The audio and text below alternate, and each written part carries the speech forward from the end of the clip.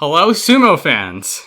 Welcome back to what's going to be a very fun, chaotic podcast today. I don't know how to process March at all, but we're going to do our best. This may take a while. There's a lot of things to talk about. There's, a lot of converging storylines, a lot of crazy upsets, and a lot of good and bad. Sumo news. Sumo everything. Well, as our customs decree, we will start 42 opinions at the very top with Hakuho, who was 2-1-12, sidelined by a knee injury, and this time around, it felt a little more permanent than it's been in the past. Yeah, so day 1 started off good, looked normal. Day 2, he goes against Takarafuji. And he goes to bend down to collect the envelopes, and you see the hesitation. He kind of can't do it. And I thought, maybe that was a weird thing. Maybe he lost his balance. And then day 3, Fushensho. And the reality starts to sink in that maybe that's the last time we're ever going to see him. I don't like to think that way, but realistically it could be. It does sound like, well, if it took this long for him to build his body back up and he loses it in 2 days. Now, he did go and get surgery like that week. So hopefully maybe this is something just got knocked out of alignment and now everything's fine. Everything's good. The last I remember, there was going to be an attempt at coming back in July. So he's just going to skip May regardless. Not a good scene anyway. It's not a good scene, but it does tell you that his mind is on appearing again. Yes. So it looks like his mind is on going forward. His original goal was to just make it to the Olympics in 2020. The Olympics never happened. And so he's in this weird limbo where, how long am I really going to go? And he had to test his body out, and things aren't going quite right. I do think he will try everything he can. But the big sumo news makes me think, are we seeing a pattern here? Maybe. So, before 2020 happened, it did seem that Hakuho was going to do the Olympic Games and then be done. And even last year, we knew he was sort of just being held together by duct tape and good intentions. So, none of that could have ever gotten any better coming into 2021. It could be that this goal is still Olympics and out. And so really the question isn't whether Hakuho can hold on, it's whether his body's going to let him. Yeah, I think his mind is never going to let him. No. His body's going to tell him. And that's something we just really can't know. We're not him. So we don't know, is his mind saying, I'm going to get through this? Is his mind being unrealistic? Or is he just playing coy and he doesn't want to say yet? It's a very difficult situation because I think, Hakuho is a polarizing figure. Some people cannot stand him. Some people love him. So, some people probably be happy that his time has come to an end. But let's be realistic. He's a once-in-a-lifetime talent. You're not going to see a guy that consistent, that dominant, that all-around good. I mean, he stayed healthy for a very long time. He's been a Yokozuna pretty much his whole career. A variety of techniques, strength, personality. He had it all. And whether you like him or not, you're not going to see that again. So it's kind of like watching him go out after day 2. We might have to think back to last March and say that was it. I thought we were going to get another... Maybe. It sounds like it's going to be July or it's going to be nothing. And through all of last year, it was sort of you just need to get everything aligned. And now it's not going to happen, is it? But win, lose, or draw, we did get to see 2 days of Hakuho sumo, which was more than we had in the later times. And as soon as he hangs it up, everybody's going to start those compilations. Oh, and those will be fun to watch. I'll be watching him for 2 weeks straight. So, on the topic of hanging it up, we come to Kakuryu, the other Yokozuna, or as of day 11, the man formerly known as Yokozuna. So, he's now retired. He had been building himself up this was going to be the tournament for real this time, that he comes back and makes a statement. And some of our excitement was not only that we'd get our Yokozunas back, but then maybe they'd get that one final clash. Mm-hmm. And Kakuryu injured himself again, and it seemed that he realized that he just couldn't keep the plate spinning. Yeah, his mind and his heart just gave up on it. It was so much work to get to where he was at, and then just to have another injury, he'd have to work all the way back again. And if you want to get his translated comments, look at Chris Sumo's video on this. It's very, very enlightening. But basically, the Sumo Association have been putting a lot of pressure on them to live up to the rank. And you just hit a point where it's like, man, this isn't worth it anymore. And it was surprising to us. It was surprising to his stablemates even. Because he kept whatever his feelings were close to the chest. And it sounds like maybe he made the decision. It was kind of like, okay, today that's it. I'm done. He will definitely be missed. It's definitely the end of an era. And definitely an end of an era for me. When I started watching sumo, there were 3 Yokozuna. And it was only one tournament before there was only 2. Yeah. So Kakuryu has been this stable Yokozuna with Hakuho in this latter part of Hakuho era. He's tied to him. He made an interesting statement on what advice he would give to Hakuho. Once again, watch that Chris Sumo video. It's pretty cool. But, this is it. And I feel like it does impact Hakuho. It's going to affect his psyche. When Kiseno Sato retired out of nowhere. Well, it wasn't out of nowhere, but I think everybody kept thinking, with all these tournaments off, he's going to come back. He's going to come back. And he came back. He lost 4 in a row, and it was done. Hakuho was very surprised when Kiseno Sato retired. And I think it was because it's always been in Hakuho's mind, when's it my turn?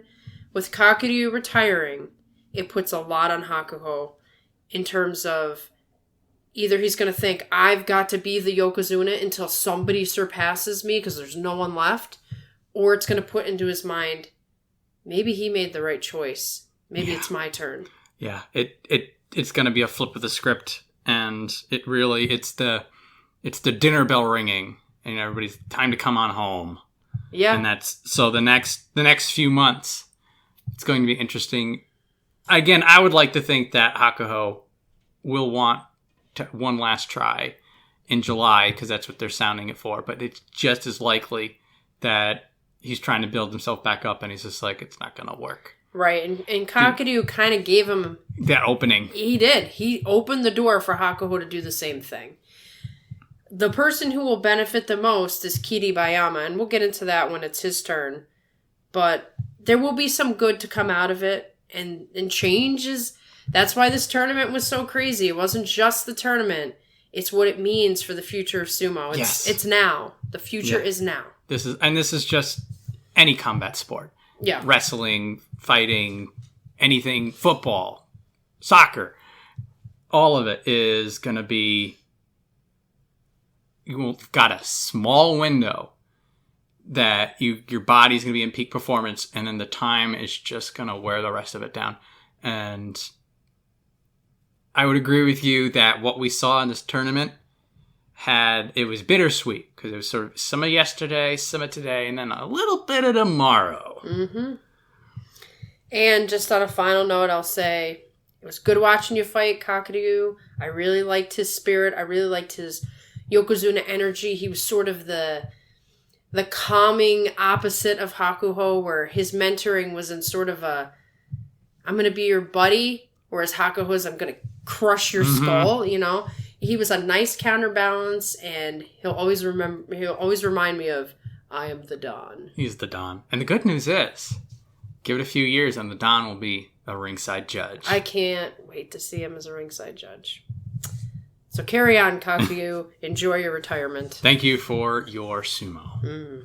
Next up, we have Shodai, which feels weird that he was Ozeki 1 East the way that this tournament planned out, but last tournament he was right there. He ended up being 7-8. He lost on the last day to Asanoyama. He had some issues. I'm not going to say that some of the stuff he did was stupid, but I think that his brain got wire crossed because he did a lot of the stuff that he had issues with prior to becoming an Ozeki. He did these pulls, these slap downs, and he would sort of give up these matches that he would normally win. And the matches he would be winning that got him to Ozeki in the first place. And whether this is he had some injury, which can always be the case, maybe he had some mental issues, he was struggling with his own demons. All of these Ozekis have their own demons that they're dealing with. The interesting twist this time around was what Maria and I have coined Angry Shodai. Yes, that was something to be seen. Which, now maybe this is something that was just buried along, but you don't, like, the Angry Shodai is a very specific look. Which is one, it's the way that his face sort of will stiffen up a little bit, and also the way he throws people across the ring. Like, right, like, I'm gonna throw you halfway, 5 rows back kind of stuff. Yeah, like, also, like, not small people either. Like, got some air on some of those guys. Yeah, it was a little frightening. I'm like, whoa. Yeah, and so it's this weird sort of. Well, first off, we got another Kataban Ozeki, which seems is bad to be the theme. Bad news, but the good news is now there's a spark. And Shodai, when we always talk about that, all of the Ozeki have pieces of things the other people don't have, and for Shodai, it was that anger, that fire, which he clearly had in order to get to Ozeki, see Mitakeumi, but also like it was that dominance that we now will be lacking now that our Yokozuna are gone. And now that you see this guy who just says he's had enough of it, grabs a guy's belt and chucks him into the stands. Right, we need a little bit of that fire to go along with the technique. There's a lot of, we'll get into each one of these guys. Like you said, each one is missing what the other one has. We need the fire, though. That fire that Hakuho has, that other Yokozuna, Asashoryu. You gotta have this sort of anger, like, nah, I'm better than you. Mm-hmm. And I'm gonna throw you. So it was nice to see that, because I don't think Asanoyama has that. Takakeisho has it, but it looks very different than the way Shodai's looks. I will say this. Shodai had a lot of drama going on in his stable before the tournament with his coach getting kicked out. That's true. I don't know what kind of relationship he had with the coach to begin with. I wonder, because of how the coach got kicked out, if he was slacking with his guys anyway. I don't know if they were doing good and then when he got kicked out, it screwed everybody up. That would be an interesting thing to look at. When stuff goes on behind the scenes, it can really screw up your game. Shodai was putting on a good face saying, oh, we're good, we're ready, talking about him and the other wrestlers.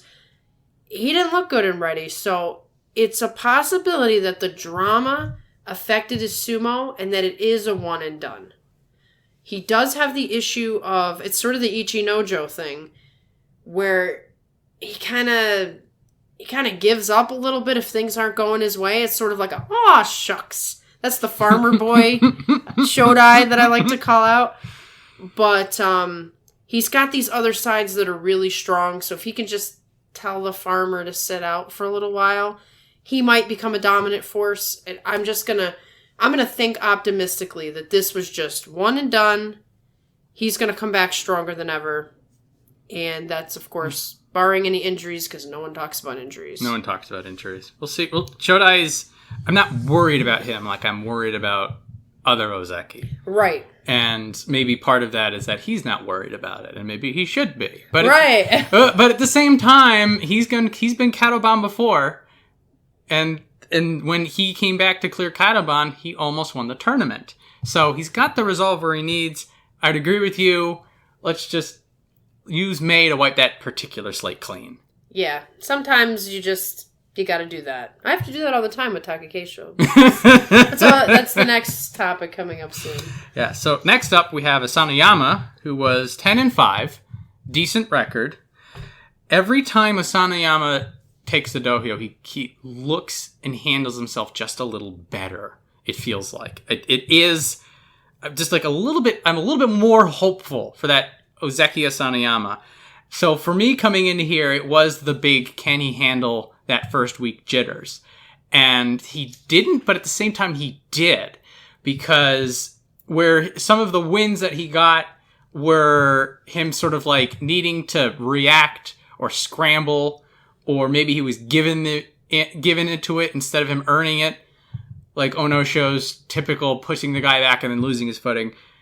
The thing is that he was able to get through that first week without the 0-3, without 4 losses. He didn't fall apart. It didn't fall apart. Now, what he did sort of lose it a little bit was when the titanic pressure of this Yusho started to push down on people.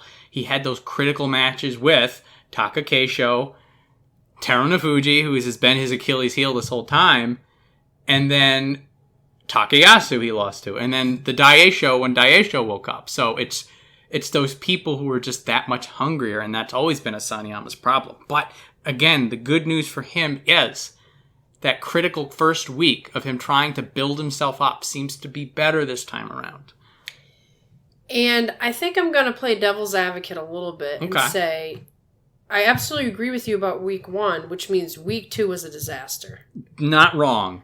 Because before, he used to have the jitters in week 1, and he'd screw up, but then he would just go on a tear. He would go on that a tear. Didn't happen this time. Now, I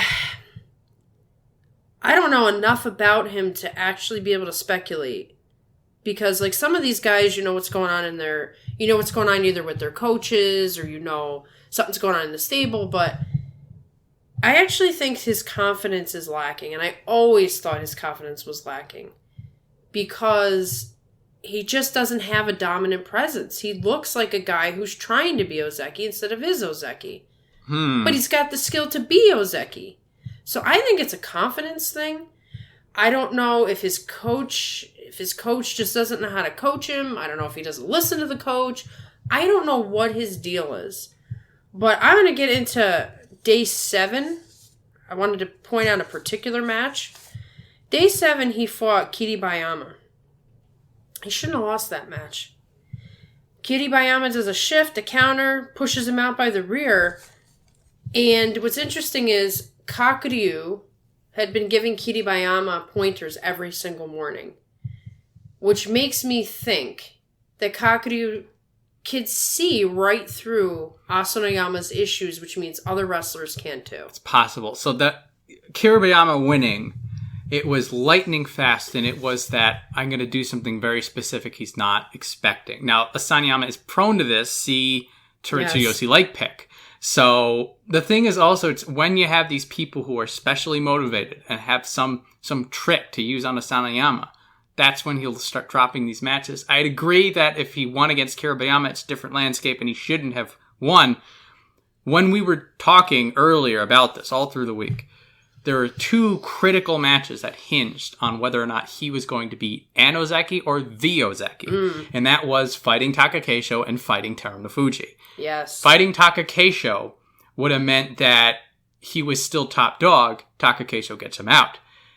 Putting dirt on Terunofuji means that he has exercised that particular demon. Right. He doesn't. So there's still that ceiling that Asanoyama will hit. And if he won both of those matches, it's a totally different story. He wins the Yusho. He wins those 2 matches. Not just a different story, a different cup. Right. The whole result gets thrown up in the air. And now, not only does he win the Yusho, but he needs this Yusho. He hasn't gotten one as an Ozeki yet. Yeah. He deserves to be an Ozeki. This is not a comment on, this guy isn't worthy of Ozeki. He's a great fighter. He's a great fighter. He's a great fighter. This is just stuff he's got to work on. It's like you said, it's the demons. In that Terunofuji match, now I sort of root for everybody, especially if they have something specific, but at some point you have to pick somebody. Gotta pick. I was rooting for Asanoyama to show angry Asanoyama and just toss him out. I understand Terunofuji is stronger than anybody, but Asanoyama is way better than he fought this tournament. And I just want him to believe that. I think that will make the difference. And you'll see that with Takayasu when we get into what his problems are. You gotta believe in yourself. And I think Asanoyama, he says a lot of things in interviews like, this is the tournament, I'm gonna da da da. And that actually makes me nervous. It makes me think that he's saying that to convince himself. I think he's gonna be okay. I just don't know when. It's these little things. I think for Asanoyama, there's no epiphany coming, and this is sort of what's upsetting, particularly when you have these rising stars, and that now from what it looks like, and come May, maybe he's a Zenso Yusho, and we're all just that'd be awesome, losing our minds. We're like, he did it, he got there. Yeah. Also, can you imagine Zenso Yusho putting dirt? I'm making fantasy for stuff that doesn't exist yet. I got to stay on topic. Asanoyama I think he's going to be these small incremental builds, and then eventually he'll be the person that we want him to be. Yeah, it may just take time, like you said. Yeah. I haven't given up on him because he has everything he needs to do exactly what we're talking about. It's just got to be put together, and, maybe just time. Yeah. Next person is our third Ozeki, Takakeisho. 10-5, has the same record as Asanoyama, but had a completely different story getting there. Where Asanoyama was sort of just slowly building. Takakeisho is a roller coaster ride. And every day he would win, would be like, okay, he's going to clear the Kataban. Every day he loses, we're like, no, don't lose to this guy. And then he goes from, I don't know, is he going to clear Kataban, to almost won the cup. How in the world did that happen? Did not see that coming. I didn't see that coming. Now, part of that is when you have a favorite wrestler, you don't want to say, oh, this is going to happen, and then it's a complete disaster. But he really was under the radar until the very last day. It's like, wait a minute. He's fighting for a chance to get in a playoff to win the cup? How did that happen? Just snap of the fingers. So, I have a lot to say about Takakeisho. Obviously, he's my favorite, so I'm going to go on a little bit of a thing about Takakeisho right now. So, day 13 was key. That was his fight with Asanoyama. Everybody knows at this point that Takakeisho's got a stamina issue. He's going to give you he's going to output every ounce of power. And if he can get you, you're out. You're done. But if you can hang in with him, he runs out of steam. Now you can get his belt, you can throw him, whatever. Asanoyama clearly had that plan. And Takakeisho did something that he never did before.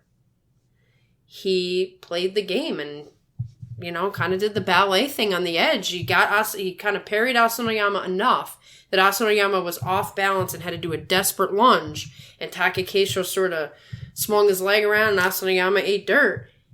It shows that Takakeisho is starting to figure some things out.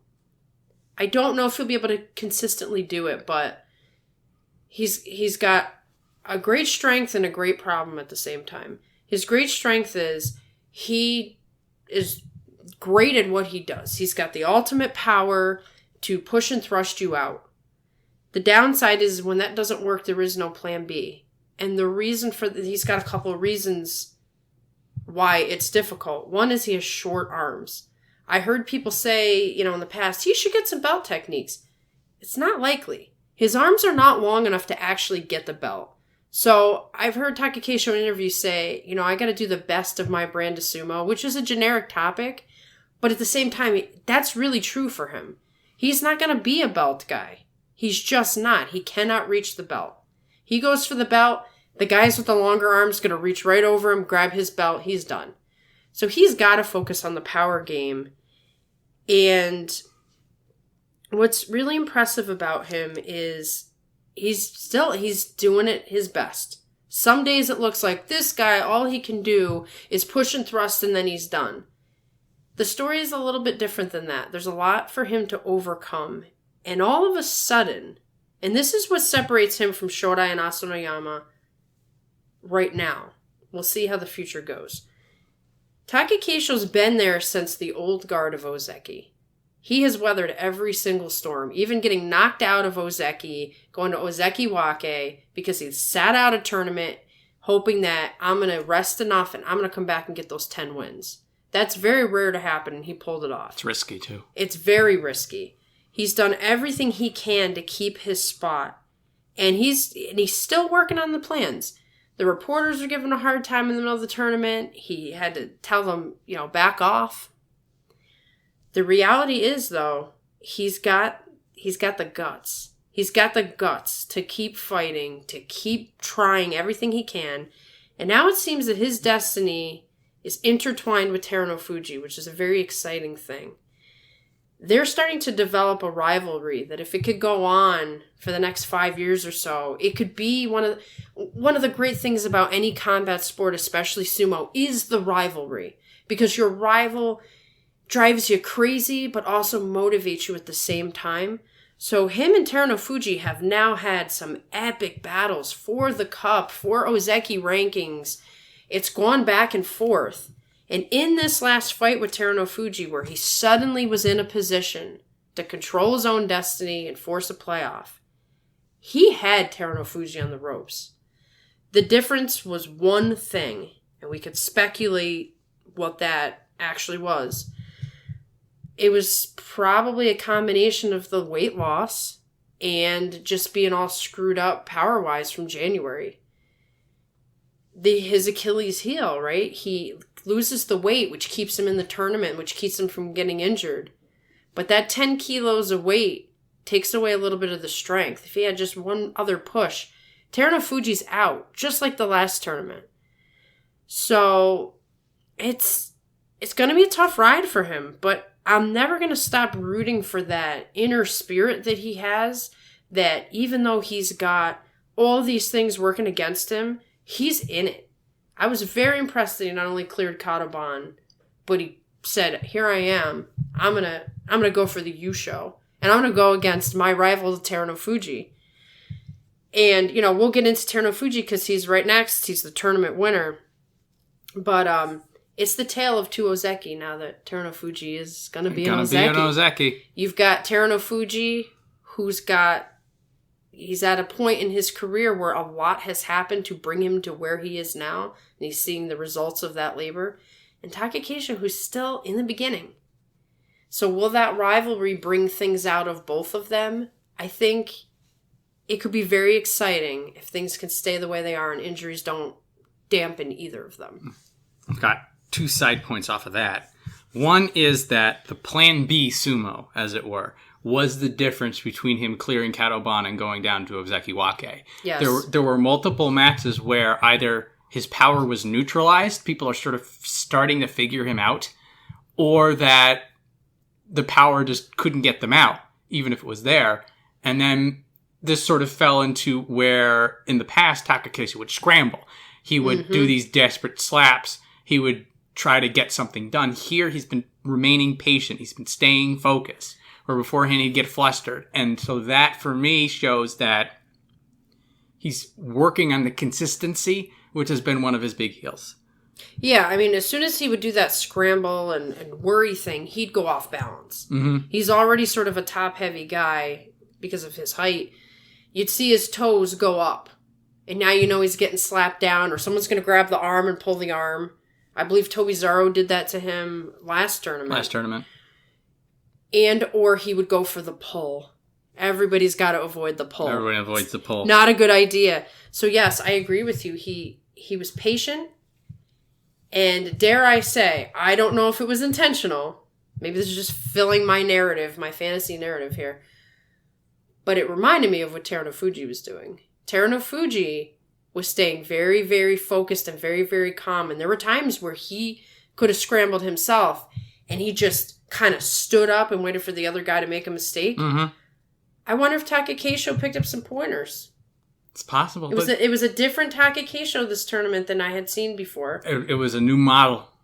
Yeah. I hope that model continues on because that's the best thing he can do. He's got a lot of physical limitations and you've got to find ways to work around them if you want to be the top guy. So the other point is on the power. So he had some sap that hit him in January.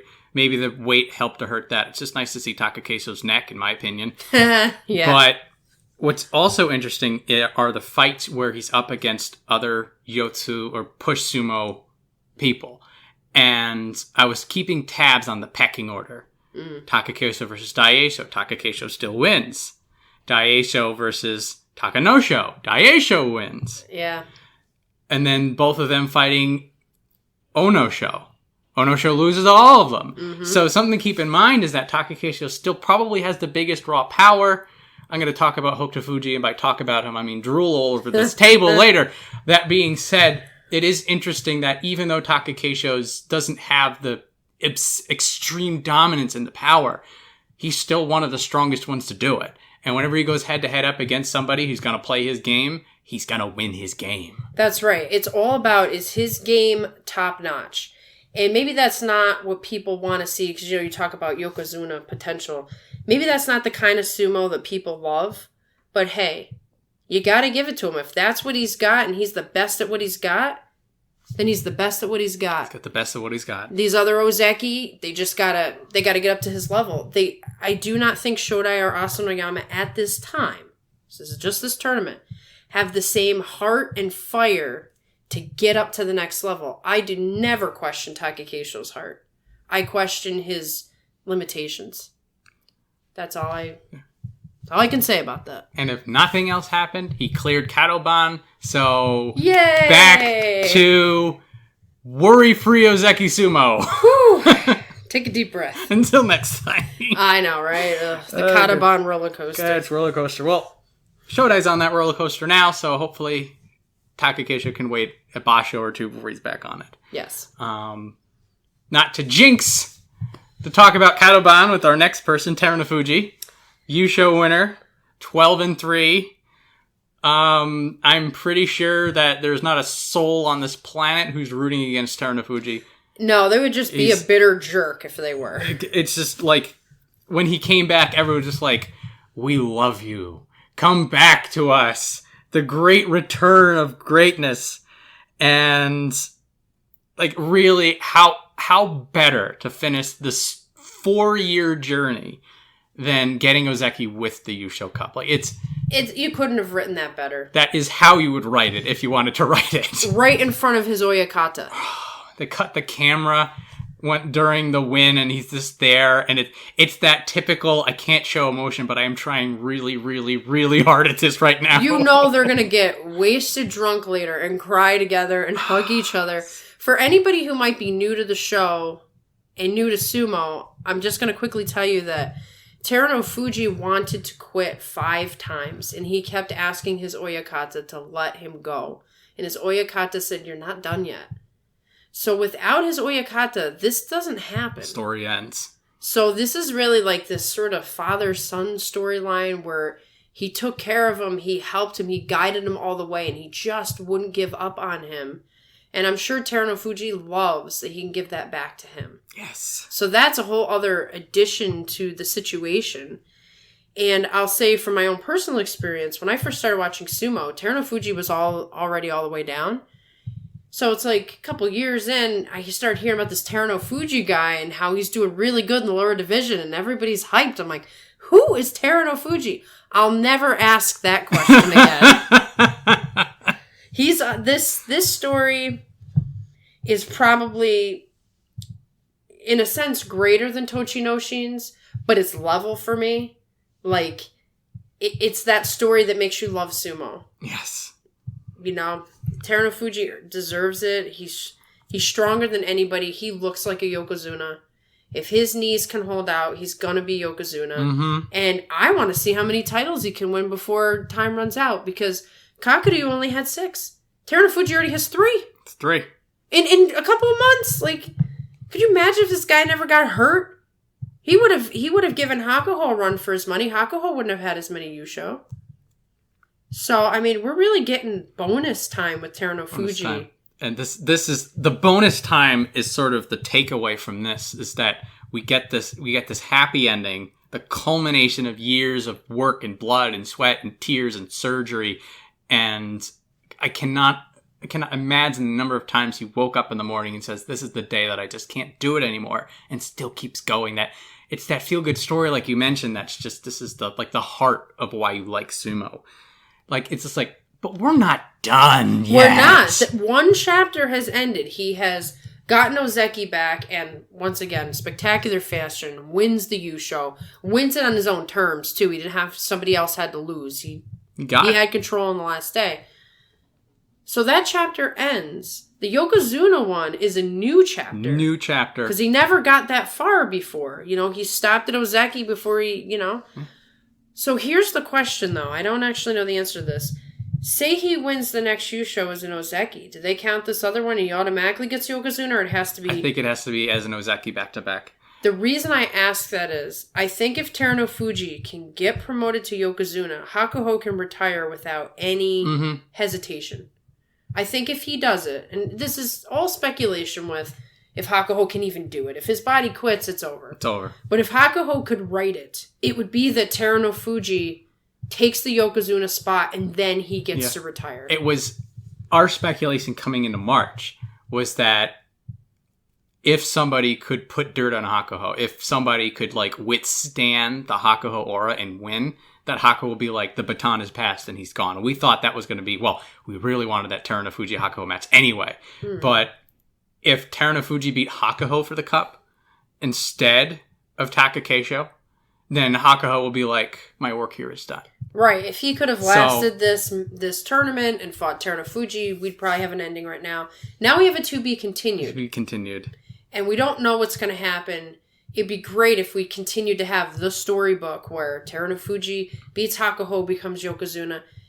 It's not looking very possible. But Terunofuji becoming Yokozuna does. Does. And this is what's so exciting is up until now, honestly, up until like January, everybody was sort of just like, don't talk about Yokozuna yet. It's a ticking time bomb. We don't know if he's going to even get to Ozeki. Now he's got to Ozeki. I was just like, oh, let's talk about that other thing we were on about. Yeah! Let's see how far we can push this train. Well, speaking of drooling, you know the entire sumo world is drooling over Terunofuji. Uh-huh. They've been looking for the big, strong man to come in and dominate.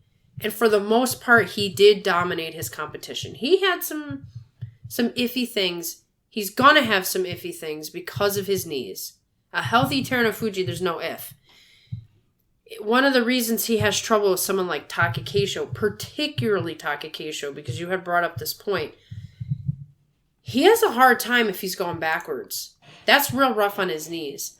But only Takakeisho so far, although he did lose to Takayasu, we'll get to Takayasu, has the power output to push him back on his knees. No one else is as strong as Terunofuji when it comes to that. That's part of the reason why Terunofuji's had a little bit of trouble with him until today, because Terunofuji definitely overpowered Takakeisho today. Takakeisho gets back to that level of strength.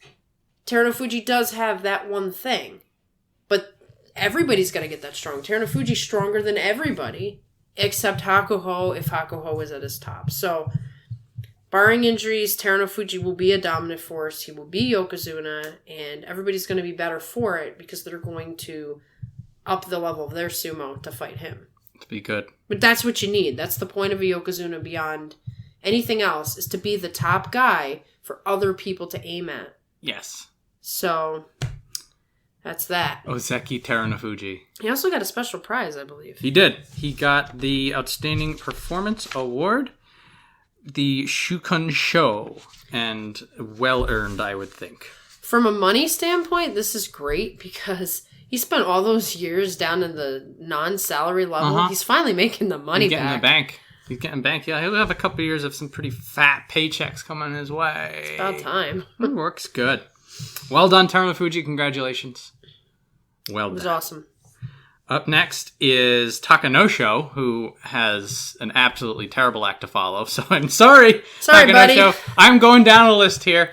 He was 8-7 and just barely 8-7. His story has always been somebody who's sort of been outshone by everyone else, despite the fact that he's been doing well. So it comes down to those small, pivotal losses. Now, this time around, it almost cost him his rank in Sekiwake. The 8-7 means he does just cling on for dear life a little bit. And it's sort of, it's good and it's bad. On one hand, the fact that he was 5-7 and came all the way back. And came back is, on one hand, it's sort of a Sekiwake, you're going to run out of luck if you keep doing it. But on the other hand, somebody with that kind of pressure, knowing that they need 2 wins to save rank at the end of the tournament, they might buckle. There's a lot of interesting like shows of like grim resolve going on in the Sanyaku ranks. Yeah. And for Takanosho, it was sort of a reminder to me that even though he's been doing these 9 and 6s over the past couple of tournaments and looking pretty good out of it, it's just like, this is a razor's edge these guys are walking on. And it just takes a couple losses to people you should have won against. And all of a sudden, everything that you've been working on, and poor Takanosho just hasn't gotten that Ozeki run yet, is sort of stuck where he is until he can get to that next level. Like, he could have just had it all fall apart on him, but he got the 8 and 7. Right, which is ultimately the most important thing, is save your rank and start again. Start again. You can see that he... If you didn't know, Takanosho and Takakeisho were in the same stable training together. They're like peas in a pod when it comes to training. You could see the similarities in how Takanosho approaches his matches, but he doesn't have the strength yet. And he's green. You can see it in... There is a little bit of a panic when things don't go right. Mm-hmm. He just looks young. He just looks green. It's going to take him some time. I don't know how much time. I mean, there's some young guys in here we're going to talk about. Wow. They don't look like they need time at all. No. They look like tomorrow they're going to be like top guy. Takanosho's not that guy. Takanosho needs some time. He needs time to build up a little bit more strength, and he needs to build up some confidence. But like you said, it's a real gutsy tournament in that he saved his rank. Mm-hmm. He didn't let it fall apart. It shows you that he's got some mental toughness that not everybody has. There's a lot of guys who go up to Sanyaku and they're out the very next tournament because it's tough. It's really, really tough to be in Sanyaku and keep it. Yeah. So I think we're going to be kind of having similar conversations about him for a little while until the X Factor shows up. If it shows up. The thing is, though, it's this weird paradox where he is green and he's been relatively new, but he's been specifically at Sekiwake for 3 tournaments now. And still getting your feet out from under you. I think if I remember correctly, like he pole vaulted up to Sekiwake. Yeah. And so he's playing a little bit of catch up. Well, yeah, it shows you that he has sumo of the level of a Sekiwake. Mm-hmm. But that's it. He like just plateauing. He's not ready. And it's going to be, for him, it's going to be the story of, can he keep the 8 and 7s, the 9 and 5s long enough to figure out if he is ready, or is he just going to get eaten? And so far, props to him. He's staying above water. Yeah. That's the best way to look at it. I look at Takanosho and I'm just like, he is not drowning right now. That's as good as we can get, and then it's really sink or swim for him. Mm-hmm. 100% agree with that. Yeah. So, there's a bit of a rough Sanyaku talk we're going through. Take a deep breath before you go into this. Yeah, so we're going from Takanosho, Sekiwake 1 West, to Takayasu, Kamasubi 1 East. I have in my notes, I didn't need another Takayasu slow walk in my life, but here we are. This is a rough, like, Shakespearean tragedy of a thing, and everybody had it going for Takayasu. We had it in heart going for Takayasu. We both bet wrong on who's going to win, but that's neither here nor there, I don't think. And, like, everybody was digging up stats, and they're like, oh, nobody who's had 2 wins going into this day in the tournament has ever lost. And they're like, this is his time. He's got the swagger. And then the nerves just crushed him, and he lost. Ate him alive. Lost the last 4 days. And, like, for me, watching him fight Tobizaru on day 13, I think it was, and he is so desperately trying not to lose that he's not fighting. That's the problem. That's the heartbreak of it, because he was, millimeters away from winning the Tobizaru match. Who did he fight the day before? Because it was the same story. He fought Wakatakakage. So Wakatakakage, I'm giving him all the props for that. And I'm going to give Tobizaru props for being Absolutely. Game. The thing is, though, is that with Wakatakakage, he went in there with a game plan to smash this guy, and he did. And then Tobizaru sort of went in there as the flying monkey saying, what can I get away with? And he got away with it. And he got away with it. Well, super good. Right. I mean, that's the thing, right? To win a tournament, you gotta play around with these guys who've got nothing to lose. Uh-huh. And Takayasu had everything to lose. But the problem is he knew that. A lot of these guys, I don't know, once again, this is a lot of speculation. A lot of these guys are just so focused and so aggressive that I'm sure nerves come in, but they almost can like stonewall. Takayasu just doesn't seem like that's him. And this is where the personality comes into play. These aren't just machines fighting other machines. These are human beings. Takayasu fought like a man who didn't want to lose instead of a man who knew he was going to win. And that cost him by a millimeter. He had Tobizaru out, but the foot went down. Foot went down. And that happens. Some of that's just bad luck. But there's such a consistency of that it shows you if he just plowed Tobizaru like, I am the man, maybe it's never even close. You never want to be in a close match. No. That's the key. Don't be in a close match. Like with the Takakeisho Terunofuji match, right? I'm sure Takakeisho knew Terunofuji's probably going to beat me. If he gets my belt, he's going to embarrass me. I'm just going to go in like I'm going to win this match. And he just went forward. That's the stereotypical thing. I'm just going to go forward, put out all my output, and if I lose, I lose. Takayasu is missing that. And that's why he keeps having these devastating losses. I mean, I want him to win so bad. But the margins are tight. And you just... It's rough. It's rough. There are two things that are positive.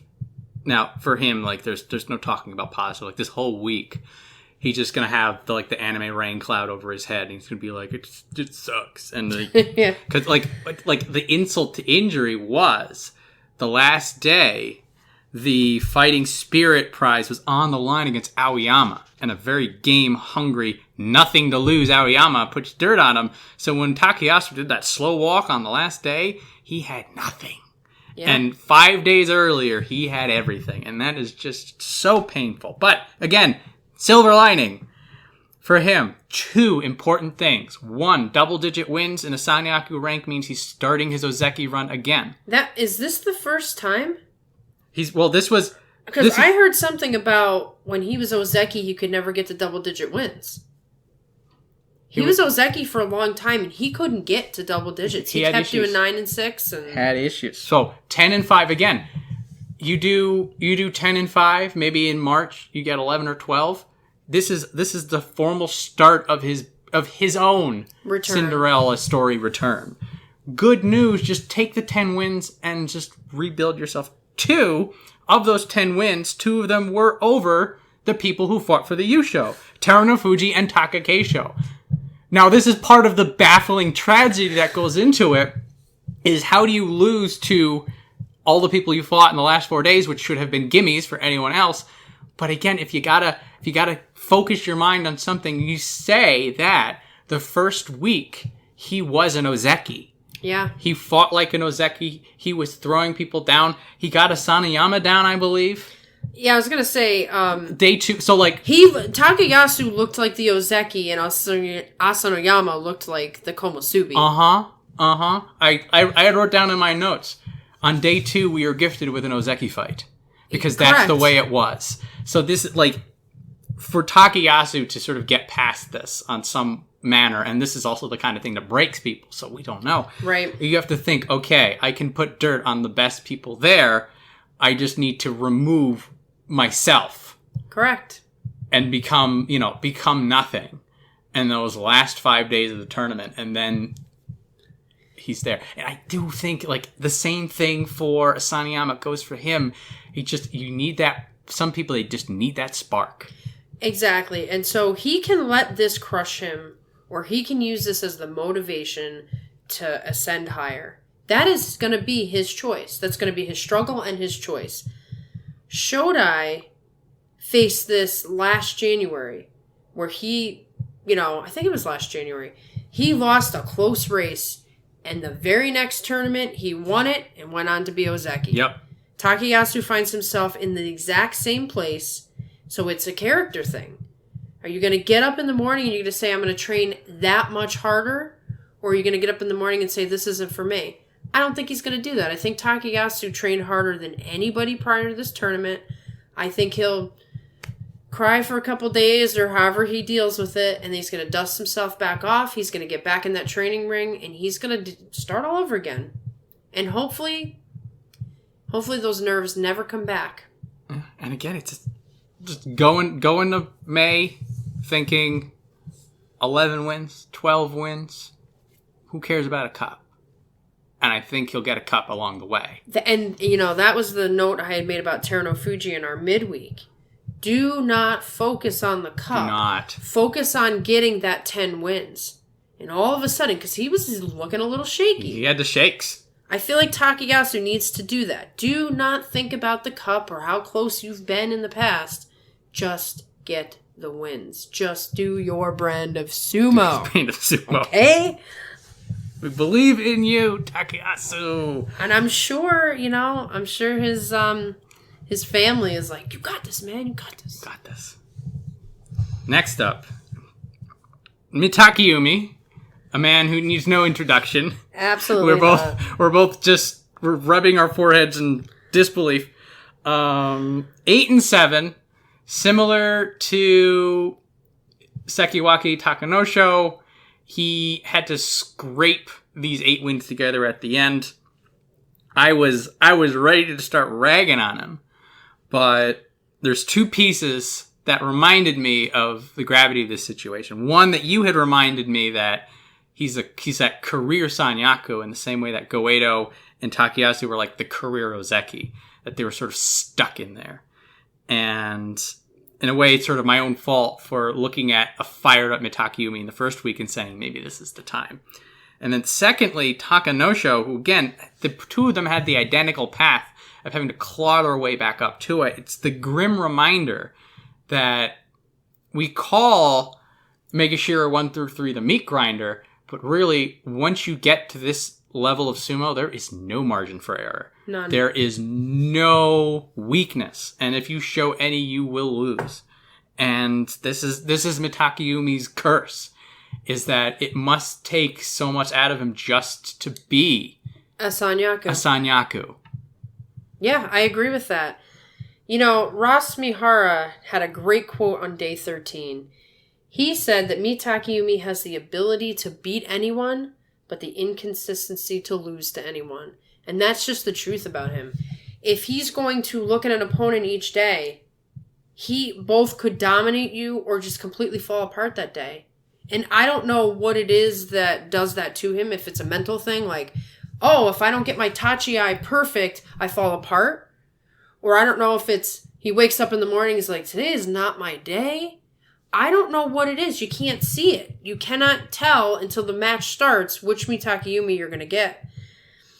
On top of it all, I don't know. Part of what made this frustrating for me a little bit, and then again I had to take the step back and sort of remind myself of just how tough it is to be where he is that I had thought I sort of had figured him out, because in the last tournament he did that weird 3 wins 5 losses, but the people he had beaten were all the Ozeki, right. And so I thought he needed that personal stake, and this is sort of another like motivation thing. And that he looked at all of the Ozeki and he says, you're not better than me. And right. He puts him down. But in this tournament, he loses to Takakeisho. And he's dominated Takakeisho. Like, he won a Yusho in a playoff against Takakeisho. So he loses to Takakeisho. So, not really being that, he does beat Shodai. He loses to Asanoyama, who had his number in January. And then he loses to Terunofuji, which means that usually there's that fire of no one else is going to lap me on my way to Ozeki. So none of that nemesis. Did that is that one of those things where like he goes in and if it works, then it builds off of it, but Maybe. If it doesn't work, it's like, well, this isn't my tournament. Oh, it's hard to say. I say that, like I said, we root for everybody here, so I'm rooting for him to ascend to a higher level, but he has not shown anything to suggest he's changed in any way. It is. So it's back to whatever drawing board Mitakeumi. Maybe Mitakeumi needs a whiteboard at this point instead of a drawing board. Well, I mean, he's running out of chalk. What I actually think he might need, but I could be totally wrong because it might destroy him.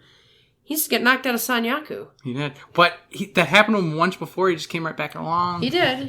He needs a fall from grace. Maybe he needs to get like a 1 in 12 or something and show him you're good enough is not good enough. Good enough is not good enough. Because that's where he's at right now. Well, this is good enough. So, where time may be catching up to him as our crop of new rising stars. That's true. And so this is also why I'm so scared for Mitakeumi and Takanosho, because they're gonna talk about a couple of people who are already making those bids, and then some people lower down on the list that if they get knocking on the door. So this time next year, the meat grinder can go both ways, you have somebody at Megashira 3 who's just gonna put dirt on everybody. That's going to be the reckoning that maybe they need. Well, so it then becomes, can you control your own destiny, or is time going to make fools of us all, as it often does? Right. Time is the variable that none of us can control. Yeah. You can do whatever you want to do, but time is going to come and smack you around. And I want to make a point that's going to sort of combine with Daieisho. They had identical records in their Komusubi 1 and Komusubi 2. The record does not tell the story. No. If you were somebody who comes in off the street and just looks at the records of all the guys, you would have no idea what the tournament actually looked like. So you got Mitakeumi with an 8 and 7, and Daieisho with an 8 and 7. But Daieisho's 8 and 7 was a very different 8 and 7 than Mitakeumi's 8 and 7. And this has been something we constantly talk about: is that there are some people who had a losing record and didn't really earn it, and there are some people with a winning record who really shouldn't be proud of it. Right. And they're right next to each other here. And, well, again, for Mitakeumi, we're always rooting for you to the point that I'm always get upset because I start betting on you every time you start doing well. And then it just falls apart. I'll always keep betting. I'm a man with stupid bets. That is my strength. So always there for you, buddy. So, on the topic of Daieisho, who is the weird Komusubi 2 West, and the 8 and 7 means he breaks the Sanyaku 2 curse. Correct. It's the first time, I think. Specifically for him, and then usually in general, whenever a Sanyaku 2, either a Sekiwaki 2 or a Komusubi 2 is made, that person will apparently Makakoshi and lose it right afterwards. The first week for Daieisho was super rough, and I'm like, oh, damn it, the curse is back. The curse is back. The curse is back. But then the second week, Daieisho is the one who won the Yusho in January and just starts launching people. And not just anybody, but Asanoyama and Shodai and Mitakeumi, again. And he was in a lot of the fights that he lost, too. Yes, so he was fighting it tooth and nail. I think some of it is the nerves. I agree with you. Because this was only the second time he was Sanyaku. So I think that first week was a lot of pressure on him. And he had just won. So there's probably a lot of media on him too. Yeah. And when you win a Yusho, now it's a little different with coronavirus, but when you win a Yusho, you've got to go to all these interviews. You're supposed to go to all these parties. I'm sure the parties are out, but there's probably still something. Events all over. You don't get to train as much, and you spend a lot more time on stuff that isn't sumo, and it probably gets in your head a little bit. And then in day one, you've got to return that cup. So there's a psychological thing. And if you've got any doubts in you, like, am I really worthy of this cup? Was it just a fluke? Am I worthy? And also, he should have been promoted to Sekiwake. They chose to do Komusubi slot 2. Changes the whole dynamic of who he's fighting. Yes. So you just combined all the craziness for Daieisho, and this could have made or break him. Like, he could have fallen apart because of A, the curse, but B, all the after effect of winning last time.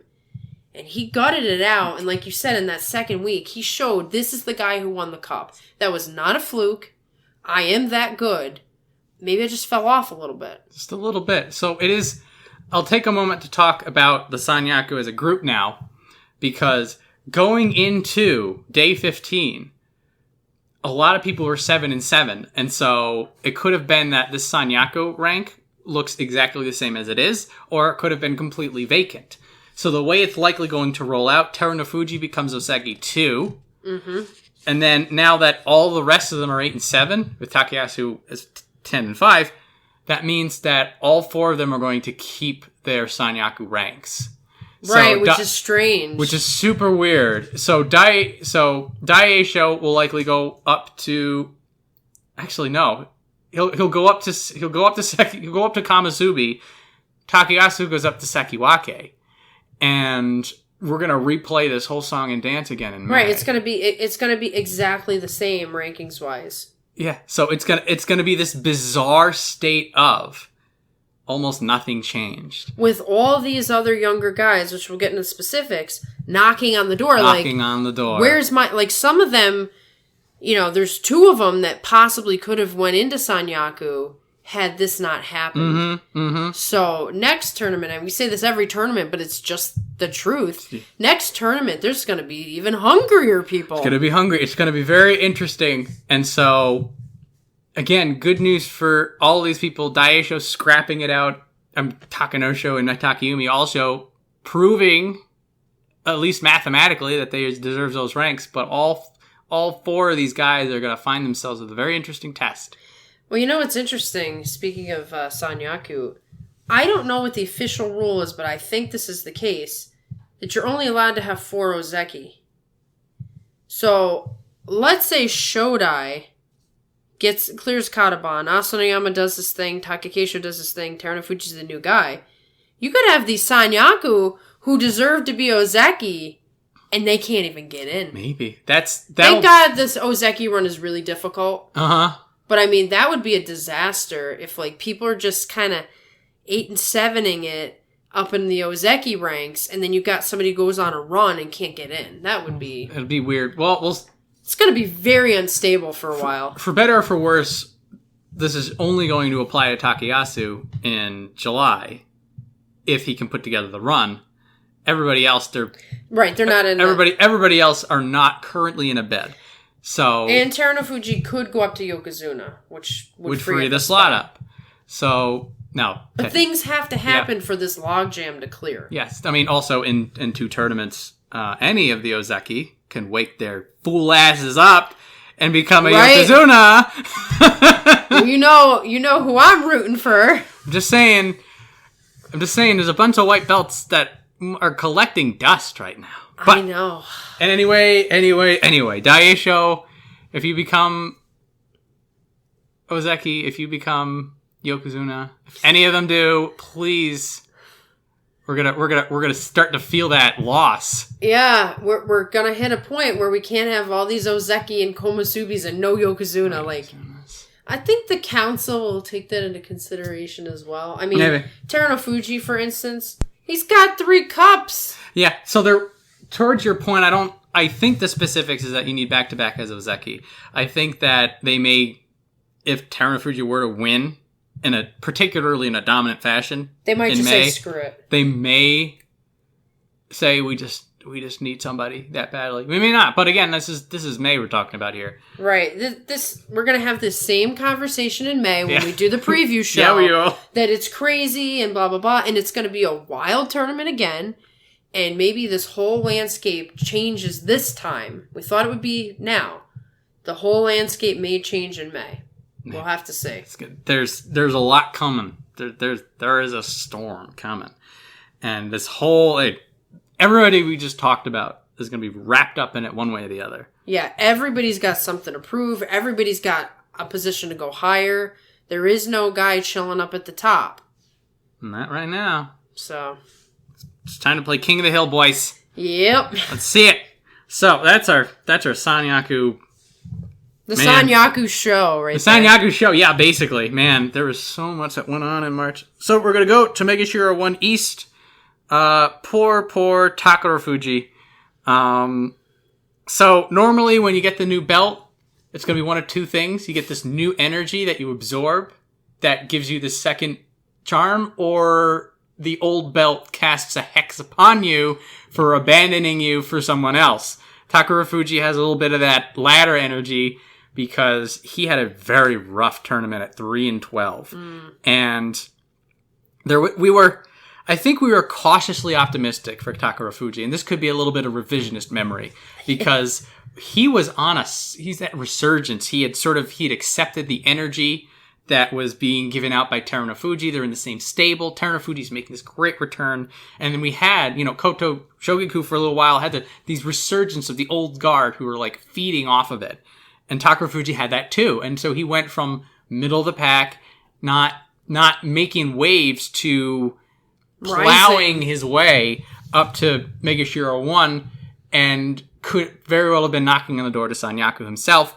But unfortunately, he was sacrificed to the meat grinder this time around and just could not scrape 2 wins together consecutively. And now, of note is that Takarafuji and Daieisho both had the unfortunate handicap of fighting Hakuho before he left. Yeah, so that's a bummer. They're sort of, both of them are fighting with a 1-loss disadvantage going into this.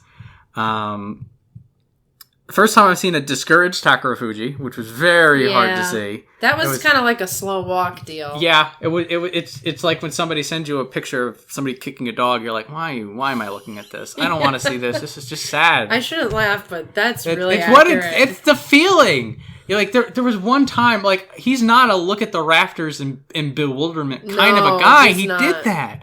And I'm thinking, oh God, he is, like, everything's going against him this time around.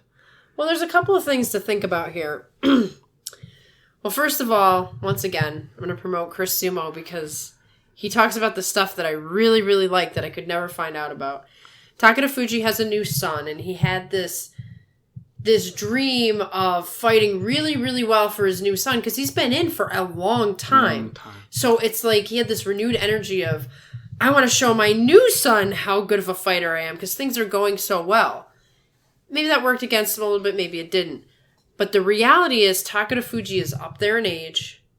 And so while I don't think his sumo isn't up to par, I just think his body can't endure at that rank. Because there was a lot of fights with the younger guys who were up and coming where he made them look silly. Okay, obviously it was only 3, but even when he was fighting Hakuho, because it was fresh before he got beat down by everybody, Takarafuji has this sort of way about him where you could almost use him as a test for the younger guys. If you can beat Takarafuji, a fresh Takarafuji who didn't get in the meat grinder, you can show what kind of skill level you have. Because he's very stable, he got a very good technique, and he's always in a match. I just think being up that high and fighting all those tough matches, he didn't have the endurance for it because he's older. Not for training reasons, not for ability reasons. And I think he probably has a lot of injuries at the end from getting in all those tough fights. Getting thrown down 12 times. Right. I think I don't look at him like Tochinoshin where I think his career's over. But I look at him as he's on the cusp where it's like, as good as you are, time has caught up with you, and you might have the sumo level of a Megashiro 1 East, but to endure that for 2 weeks may not be realistic anymore. Maybe. He can show us something totally different the next time, but I think that's why we saw a lot of the emotion was A, he had that goal for his son, so that was kind of bumming him out. But B, I wonder if he figured out, ooh, man, this doesn't feel the way it used to. Because he's been at Megashiro 1 East before. Mm-hmm. Maybe something changed this time. So we'll have to keep an eye on him. I still think he's just cool. He was my first favorite. He's cool because he's stable, he's sturdy, he gives you a good match. He seems like a real nice guy. So we'll have to keep an eye on him and see if this was sort of a shift. Like if next tournament things are looking rough again, it might be, ooh, out of nowhere, here's another potential retirement. Maybe. So we'll see. Yeah. Or optimistically, just a bad show. Yes. Could have had an Ono show. Could have had an off, Could have an off time. And maybe it was Hakuho because he hurts everybody's morale when he's in. It's true. It's true. So maybe, again, I would agree with you. The story of Takarafuji will be told in May. Yes, not this time. Not this time around. So maybe he just needs to shake this off, and then maybe to your point, maybe he can't shake this off, and we're not going to know that until the next time. The next time around. So, Takarafuji, hang in there. We love you. We love you. So next up, one West. The Megashira one did not have a good time of it this time around. No. Onosho 4-11, and what's really rough about this is that nearly half of his losses were self-inflicted. Yep. I would say easily 4 or 5 were him driving forward, knocking the other guy senseless, but then not having the balance, control, or whatever it is he needs to finish the job. And where this becomes particularly bad for him is that this kind of wild power would work against the majority of the people, but when you're fighting somebody like Asanoyama with that ring sense, he's gonna see it. He's gonna see it. He's gonna capitalize. And so, of worth noting is that Onosho, one of the people to beat Terunofuji. So when he has the power, like when it all aligns, it's good. But he has that consistency, balance issue that seems to be constantly exploited. I think the balance is the key thing. One thing I noticed about him is he's on the edge and he's on his toes. You can't be on your toes. First of all, you're just off balance. He's upright too much on the edge. Not all matches, but a lot of the ones he lost, like he's way up top. He's on his toes. They can easily break that balance. There's a lot of guys who do the ballet thing on the edge, and all of a sudden you're out. If you look at the really powerful, look at Takanosho, actually. He's a good one to watch, why it works for him and why it doesn't work for Onosho. Mm-hmm. If you watch a training segment, you'll see one of the things they do is they put their feet down, they crouch down, and they do the shuffle thing. I forget what that's called. There's a reason for that. You should always be flat-footed the whole time, especially if you're a pusher thruster. So when Takanosho goes to do his pushing and thrusting, Takakeisho too, and when Takakeisho loses, you'll see his toes come up. The key is to keep your feet flat, keep your knees down, and push the person skyward, which is another reason why they do the training where they're pushing the guy, across the dohyo under the armpits. Your power has to come from kind of your waist and push up. It can't be straight on. It can't be in the middle. It's got to come from like a force. So you have to be able to bend your knees. If you're on your toes, you can't bend your knees. Onosho's like flying around. I see his feet all over the place. You lose all your power that way, and he knows that. He's got to get something together in training. I would love to watch him more in training. They have these videos, and we can put it in the description section for you. They're Japanese videos, but they only show these trainings like one day out of the 5 or 6 days. So you don't know who you're going to see. But we can put that link in the description section for you to see. I would love to watch more Onosho training sessions to see what it's like when he fights his own stablemates, if he has that more under control. So, good news for Onosho. One is that he does have the power to get this done. Power, yeah. He tightens that ship, and he may start knocking everyone out. That pecking order may get changed. He could outlast them all. Outlast them all, yeah. He's got there's a fearlessness to him and the swagger that... I love the swagger. Well, this is something we were talking about. The personality comes into it. There's that level of, I'll get him this time. And this is part of his problem, part of the solution, is that he'll go forward, he'll drive forward, he'll lose by driving forward. So it's just like, we can work with that. Also of note, the last time Onosho was up this high, he was 2-13. Yeah, this time true. He's 4-11. That's 2 more wins. Right. Goes back gradual. Down, comes back up. Maybe he'll be 6-9. Maybe he'll be 8-7. So Onosho showing the improvement. Still more to go. That boy is young, and when Hakuho is gone, we're going to need somebody to start strutting up there, and that is him. That's right. I miss the strut. Some people hate the strut. I love the strut. Love it or hate it, it will be something that's gone. It's flavor, It's flavor. It's like throw some pepper in there. That's all it is. But yeah, he's still got time. We can keep saying that for now. He's young.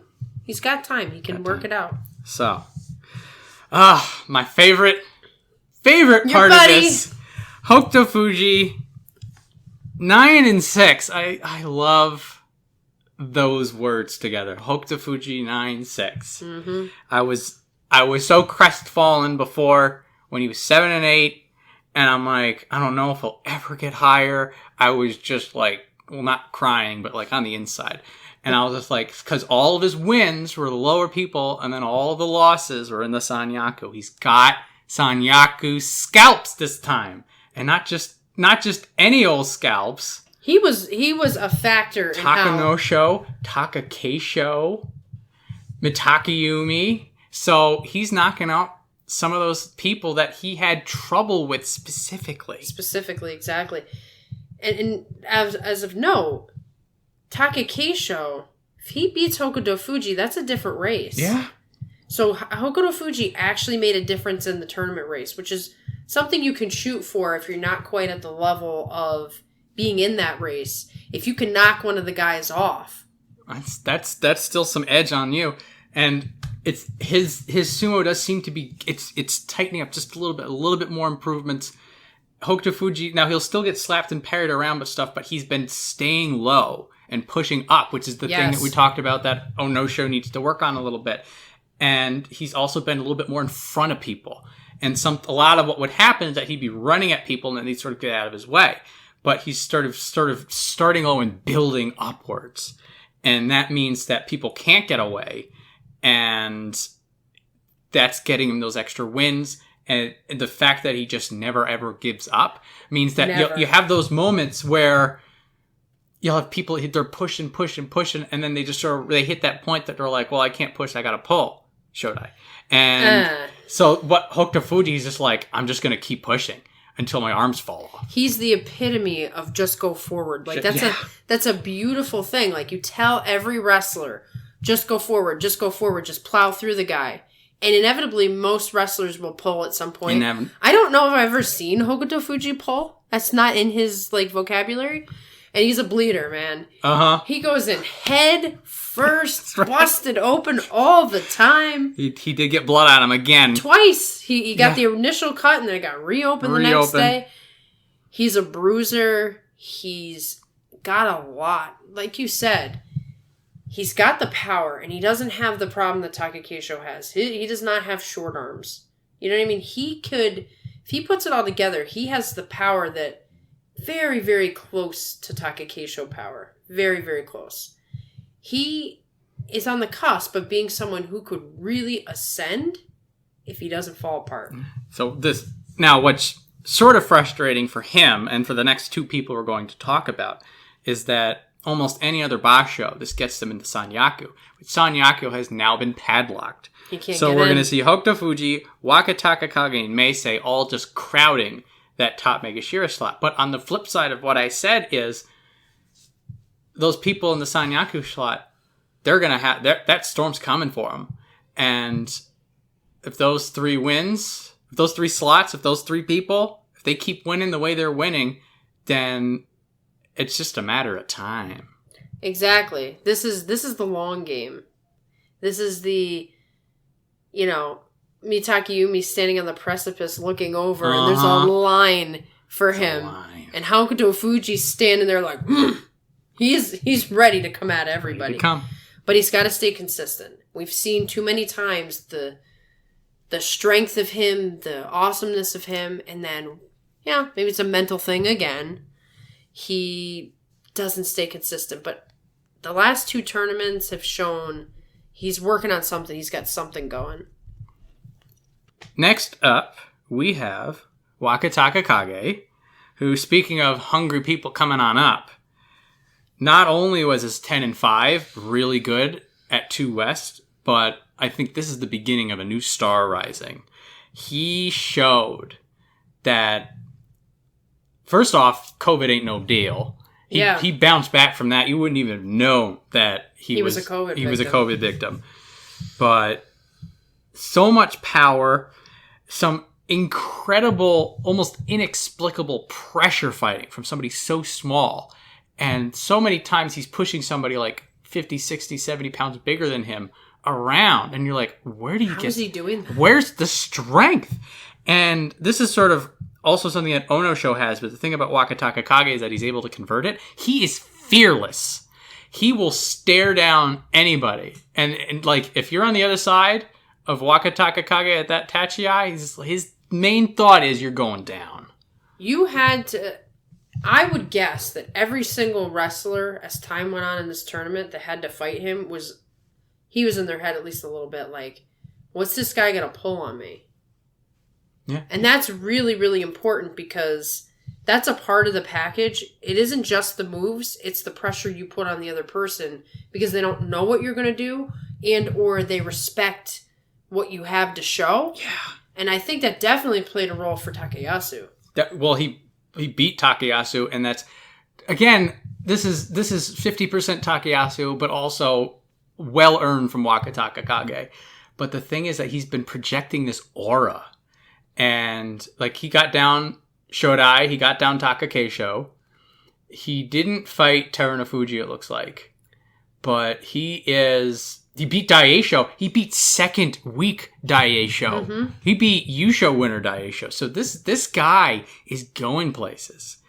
And this is a bit of a joke for me, but kind of not really. But the way that the Sanyaku are having some trouble and the way that he is this hungry, I'm like, there's your next Ozeki. Yeah, if you want to like sort of glimpse into the future, this is the guy who looks most primed to do it. You could tell on his first tournament in the upper division that there was something special about him. And then he got injured the next tournament and went back down to Juryo. So it's almost like people forgot about him. A little bit.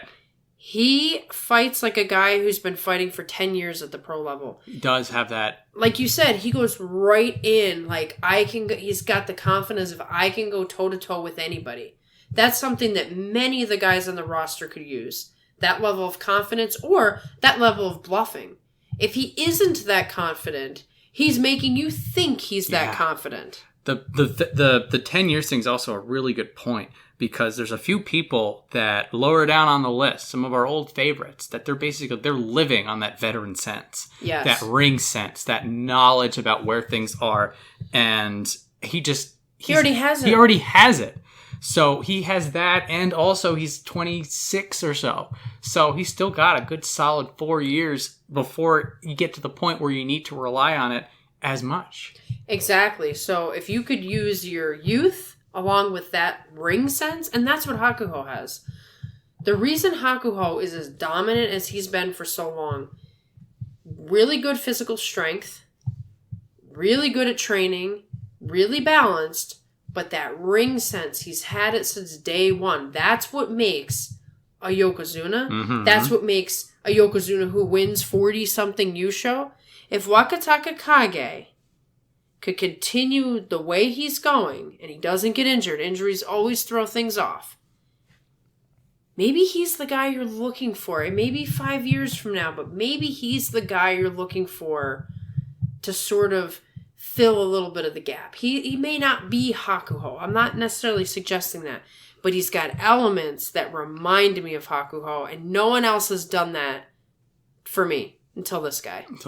So watch him. I said it. John said it. Yeah. He's gonna be at that 10-5 again. He's gonna be wedged right up on that Megashiro 1.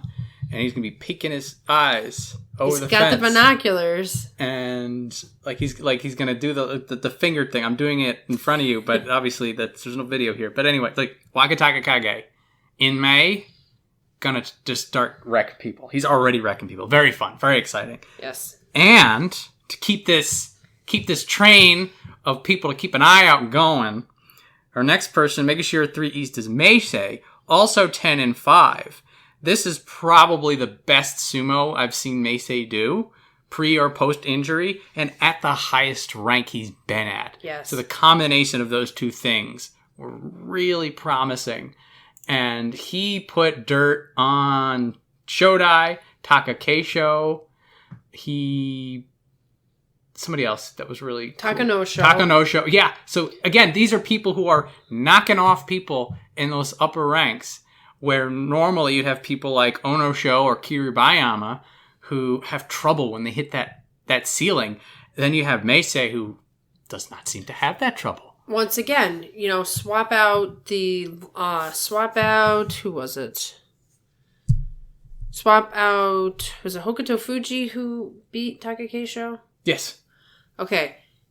Meisei takes a win off Takakeisho. Once again, it affected the end result. Uh-huh. Because Meisei, every time you beat an Ozeki, especially an Ozeki who's performing the way an Ozeki should perform, you have an impact, a ripple effect on the entire tournament. The whole thing looks different if Meisei doesn't do that. Meisei has been my dark horse pick for a long time. Just like Wakatakakage, there's something about him that's very special, but it's taking some time, certainly more time than Wakatakakage, for it to emerge. So I'm really crossing my fingers that this is the tournament where all of a sudden we see Meisei, Sanyaku, challenging for Ozeki, fighting the tough guys. I really, really hope this is the time. There's something about him that's special, but consistency is important. He has pinballed.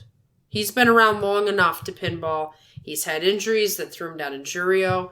So there's some variables that could affect it. But him as he is right now could really do some damage. It's very, very exciting to see these people kind of rising up the ranks. And these are the people who are going to start knocking on the door and be like, is there an opening for one more? Mm-hmm. Yeah, I'm kind of going to make one.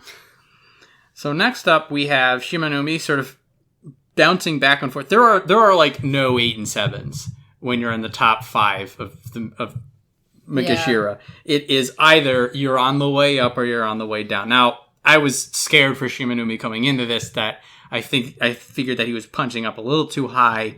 The 4-11 shows that he, a little bit out of his depth. But what's interesting are the people he beat, like Terunofuji and Hokutofuji, people who are also on the way up, or Shimanoumi loses to Terunofuji, that entire last 5 days has a different feel to it. Absolutely. So, like you're saying, these people playing foil, taking wins off these people, not only does it give them that confidence, that eagerness, but it's making a ripple effect.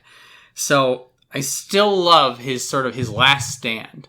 Like, every single time I see Shimanoumi pushed up against the ropes, I'm like, oh, you fools. You fell into his trap. So now a lot of the people that he was fighting knew what to do and how to deal with it, and either just blasted him all the way out, or when he went for the turnaround, they had the answer ready for him. But again, that spirit, that grit. Well, the win against Teru was, he just outworked him. Outworked him, yeah. And here can be sort of the positive side for Teru.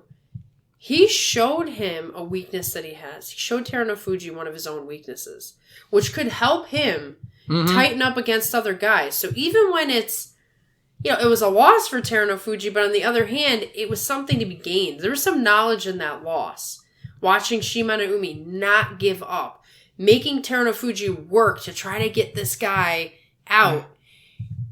Even that has value in it. So the spirit of a wrestler really matters regardless of that record. And for that reason, Shimanoumi just gets a gold star and an unfortunate record. I just think, you beat the guy who wins the whole tournament because you outworked him. You got to be a little bit proud of that. And maybe you've got more in the tank than it would suggest. Yeah. This is, to my knowledge, the first time, at least in a while, he's been up this high. Yes. So this is sort of part of the natural ebb and flow. Going to be interesting to see if this grit sumo, this never say die sumo, is able to evolve, where it evolves. Right. And it gets to the point where, do people try to throw him down in the middle of the ring because they're so scared of the edge? Right, and then it changes the whole dynamic. How are you going to fight this guy? Well, it's like a Tokushoryu thing. I mean, Tokushoryu, he had that going for him. He won a whole tournament with that. Yeah. But that doesn't last, because if your opponents realize it. But I think Shimanoumi has more in him. Oh, yeah. I don't know where he's going to wind up, but I just feel like he's got something in him that there's potential. Yeah, we're not done with him. He'll, also, the grit, that attitude of his means he's going to have no problem picking himself back up. Right. And so he'll land 7, 8, 9, a few rungs down, And then he's just going to win down there. Exactly. Barring some sort of injury in training or something, he's better than the ranking he's going to get. So he should clean house in May if all goes well. Unless you get a bunch of young guys, We'll never know. Always got to worry about that. It's fun to see, and more to come for Shimanoumi, in my opinion. Mm-hmm. So next up, we have Kiribayama, Megashira 4 East, 7 and 8. There's sort of a lot in that 7 and 8 for Kiribayama. Yes. And you can make the argument that the 7 and 8 is good, because there's a few wins in there that he really gutted out. And then you look at that 7 and 8 and saying, that should be an 8 and 7. That should be a 9 and 6. Yeah. It does seem, the spirit, the technique is there. There is sort of this building up, definitely with Kakuryu retiring. There's the passing of the torch. I have it sort of written down that Kiribayama is a textbook example that there is no participation award. Yeah. And you'll get these unfortunate, complicated 7 and 8s where Kiribayama is clearly putting the effort in. It is burned into my mind. He got his 8th loss against Tochinoshin. And, Tochinoshin throws, he does belt sumo with Tochinoshin, which, again, that fearlessness that he has. But then Tochinoshin's just like, okay. I'm way stronger than you. I'll do this. And he takes him, and he throws him down in the dirt. And then Kiribayama, he hits the dirt in that way that you do when you're playing touch football and your uncle gets the wind knocked out of him. Yeah. He just hits the ground, and then he falls more. And I was just like, yeah, that was a rough loss. That's the kind of loss you never forget. Yeah. Well, a couple important notes. So Kakuryu, for the longest time during his Yokozuna time, had nobody to train with. He didn't have any upper level guys. He just kind of was on his own. He had to go to other stables to train. So right here at the end of his career, Kiribayama rises up.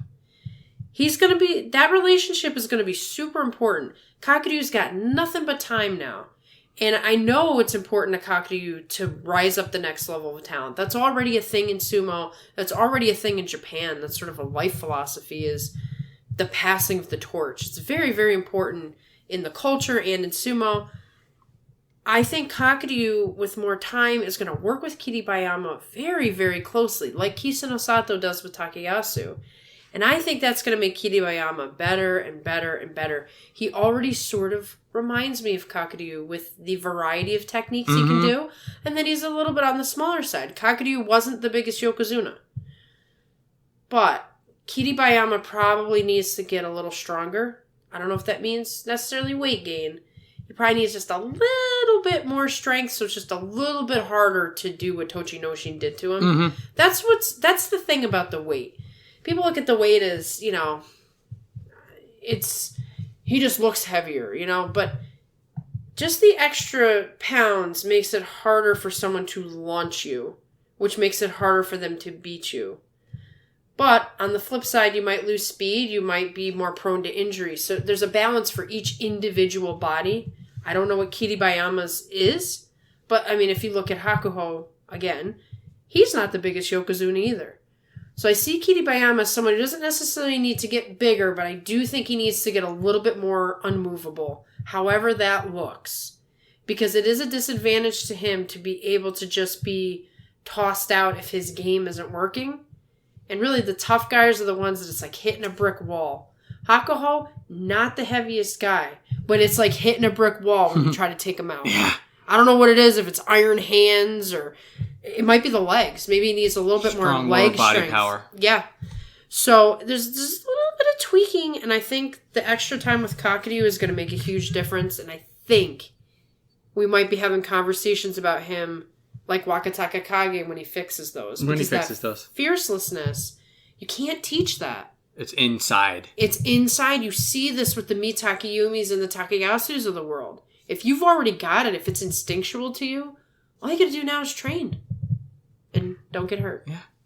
Also of note is that the last time Kiribayama was this high up, he did a lot worse than 7 and 8. The True. Same optimism for Onosho. You are seeing an intermental gain, even though you're still falling back.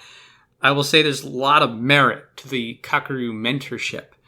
Keep in mind, we're already seeing that in work, with Takayasu and Kiseno Sato. Absolutely. I think that's a big factor in that. So those two have been working together, and that's gotten Takayasu to where he is now. Takayasu, still a little bit more to work to go, but we take that model, we apply it at Kiribayama, and then here's a protege getting just elevated. Right, and let's not discount the fact that Kiribayama gets to be the protege of a Yokozuna. Uh-huh. That's, what, couple of guys in the whole... Not a lot. I mean, Enho and Ishiura get that with Hakuho, but the problem is they're not at the level Kiribayama is. They're not big enough. They're not strong enough. Maybe they could be eventually, but, like, Kiribayama's a raw talent with the benefit of a Yokozuna. Mm-hmm. I mean, it's a really powerful combination. We will see what comes of him. I feel like he's going to be a tomorrow thing, like the future thing. Yeah. But then when he's there, it's going to be this force. So we'll see. Eyes on Kiribayama. Correct. Next up, very interesting case of Myogiryu. Tale of the record again. Yeah. So, Megashiro 4 West, 7 and 8. Any other Basho, you're just like, seems pretty Myogiryu. You know, win some, you lose some. But, well, for him, he went 5-0. Everybody was like, whoa, this guy's going to run away with it. Then he goes 0-7. And just falls apart. And the part of his problem was that his second week matchups were all Sanyaku. So he was fighting. So basically, not to say that his first week was easy, but the second week, not only is he running up against people who are just going to be a step up in competition anyway, but as we'd mentioned about all the Sanyaku, they are all fighting, clawing at the top this tournament. There were so many different storylines and motivations. And then you had like late-term revivals like Daieisho. All this stuff just slams down on Myogiryu, who was just trying to have a good time of it, guys, and you ruined it. You ruined everything. Ruined it. Well, you know, that's the interesting thing about sumo. And we were talking about this before the show. Week 1 and week 2 are almost like two different tournaments. Oh, it's very rare that the storyline starts one way and ends the same way. You could say maybe Terunofuji that was the case, but there were points where it didn't look like he may even get the 10. And it was just simply because the psychological element of him being on the ropes a little bit more, even though he got the win, he didn't look so dominant. Hakuho was the only one for the longest time that gave you that. He gave you the stability of Zensho Yusho after Zensho Yusho and just dominating everybody, and you already knew the result. Not anymore. Week 1 is not necessarily going to tell you what's going to happen in week 2. So you could almost call it two entirely different tournaments. And for Myogiryu, that was the case. He went from looking like the guy to... What's this? What happened? But I will give us a little bit of credit in that we've always kept an eye on Myogiryu. We have not abandoned him and thought he's just an old guy, he'll never do anything. And when he was 5-0, it was looking like, wow, that's a pretty good message we sent. But then he went back to normal. Yeah. So it's worth noting that he looked good even when losing. So again, the 7 and 8 in this one is, that's 7 and 8 wins and losses, but like in fighting spirit, it's not double digits. Correct. And, he has the age thing working against him too, but he looks like he's in good shape. So from first glance, it didn't look like he was an aging, can't handle crisp. It. So I would believe that we're going to see better than 7 and 8 unless something drops off. But he's an enigma. We throw him in the who knows category. This does sort of put a different spin on it from before, but maybe we'll see. Maybe this was just the flash in the pan. Maybe this was the motivation. Maybe this is just going to be another cool thing that happens in sumo. You never know. You never know until the future. Right. Basically, in sumo, one tournament never tells the story. No. You've got to be looking at, I'd say, even a year's worth of tournaments to really know. Because some guys, they have 2 great tournaments in a row, then 3 bad. You got to look at a whole year to really know what a guy's all about. So, we will see what you got, Myogiryu. Also, hey, if he tightens his game up a little bit, keep some of those close matches he wins instead of loses. You know, he can be just like Takarafuji that he's making that resurgence. Right, and it never hurts. You know, do your best, get where you get, and see what you can do before time runs out. Next up, Endo, Megashira 5 East. I was ready to trash on Endo. He has a 5-5-5 record, by the way. I do appreciate... At Megashira 5? Yeah. There's a lot of 5s. I appreciate the symmetry, the aesthetic value. Beautiful. So I was, again, ready to write him off. Endo being Endo, winning spectacularly and then losing horribly. The reason he went out was a leg injury, calf muscle, that apparently he's been fighting with and was getting repeatedly worse as the tournament went on. Yeah, he started with it. So there's that grit underneath hidden. And so, you know, how many of those 5 wins was him digging deeper? How much of that was him saying, okay, I really got to make this work? So I'm going to give Endo a bit of a pass this time around because, you know, maybe that was a little bit more of an impressive showing, even if he ended up being effectively double digits in losses. It's also these kinds of injuries, they can plague you a little bit. Right, and you know, it's a very good point because here's another example of where the record doesn't tell you what happened. He came into the tournament with that calf injury, and yeah, he gutted it out. He could have just said, you know, I'm going to go Kyujo. He's not, at Megashira 5 East, he's not in any danger of getting demoted to Juryo, so he could have just said, But he didn't. He went in and he fought, and he won a couple of really good matches, and, you know, he couldn't overcome he never could recover from the injury. So, you're right. Maybe this is actually a different Endo, and you didn't know. It's under the surface. Underneath. You can never read him. I will say, though, that every single time Endo and Tochinoshin fight, it is a great match. Agreed. No, both of them could be in shambles, but as soon as this is the rivalry thing. As soon as the two of those guys lock horns, it's brilliant sumo. It's go time. The rival thing is one of the most important elements of sumo. You'll definitely see that thing in fighting animes. That's a cultural thing. And it matters because it really does. You're not doing it alone. Even if this guy is your enemy, even if this guy beats you every single time, he's paired with you and you're not going alone. Even in a loss, he was with you. Mm-hmm. And that collectivist thinking in Japan, that matters. You know, some people might want to be like, yo, I'm the top, so I don't need anybody with me. But the vast majority actually benefit from having someone to sort of look at and try to surpass.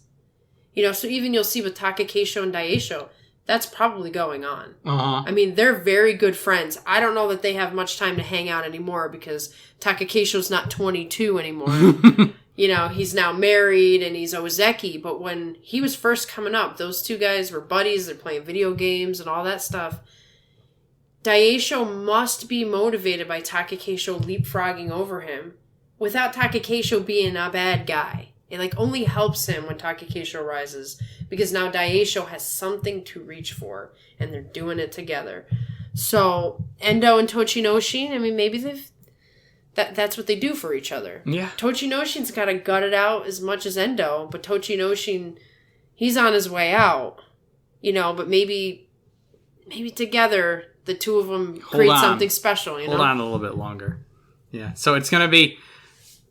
I mean, Endo being Endo is basically the order of the day for him. But it will be interesting to see Kamei if him fighting through the injury was it good or bad. Good or bad or ugly. It's hard to. It's a little bit of a spin on Endo, which been looking for something. So this is it. That mysterious man. Mysterious man. We're trying to reach for something with him. Next up, kind of a surprise, actually, with Okinoumi, Megashira 5 West 3-12. Kind of a puzzler on this one, because Okinoumi, all the pieces seem to fit together with him normally, but he had trouble exerting his power in a way he never had before. And as is always the case, you say maybe he's injured, maybe he's distracted, you know, maybe he's fighting through something or he's just tired. There's something going on with him, and that sort of for the never count out Okinoumi feel, it's a little scary in a way. Yeah, he's an older guy, and there was a couple times in the previous year where it was like, oh, he's doing way better than I expected. He's an old guy. He looked like an old guy in this tournament. Like an old guy. And that's not what Okinoumi is. Like the way he fights, you're always like, wow, I can't believe he's doing so good. So you're right. I mean, it was a little troubling. When you see these guys just suddenly retire, like Hakuho, or when Tochinoshin, 2 years ago was like, I'm done. Or Takanoiwa, you're like, wait a minute. You never know with someone like Okinoumi. Is he just going to surprise you and he's done? Or is this just a blip and we're paranoid? Yeah, another paranoia blip. And this is also what happens when Hakuho injures out and Hakuho retires. There's a few people who left due to injury in this one. So that does. You look at somebody you would normally not really be scared about, and you're just like, should I phone him up? What's going on? It kind of ties into the discussion we were having about having rivals. Mm-hmm. You've got to have the will to fight. These guys are in pain, especially when you get older and you've been doing this for so long. You got to look for reasons to keep doing it. And when guys leave, for some other guys, they lose the will. They're like, you know what? If he can drop out, maybe I need to look at my own self and be like, is this worth it for me anymore? It's a psychological thing. Ikioi, he wasn't in this tournament. Iron Man Ikioi, I know he's down in lower than Juryo now. He sat out the tournament for the first time in his career.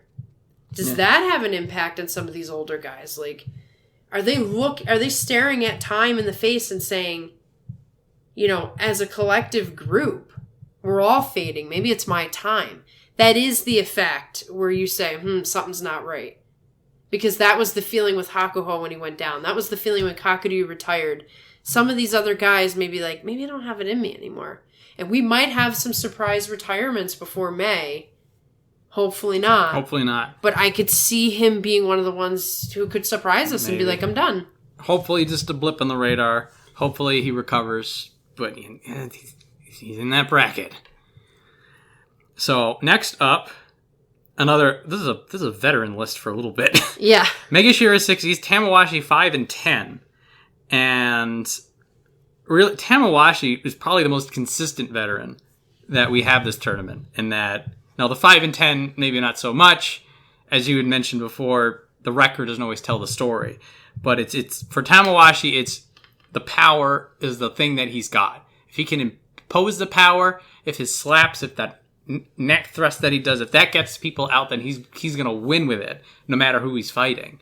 But if he can't impose the power, if people get inside, if people are able to get the hand away, then Tamawashi does not seem to be able to deal with it. Now, it is interesting because then you'll see the people who will like visibly get cracked, and they'll wilt under all that pressure. Like Hoshoryu tried to stand with him and go, but then he just got knocked silly.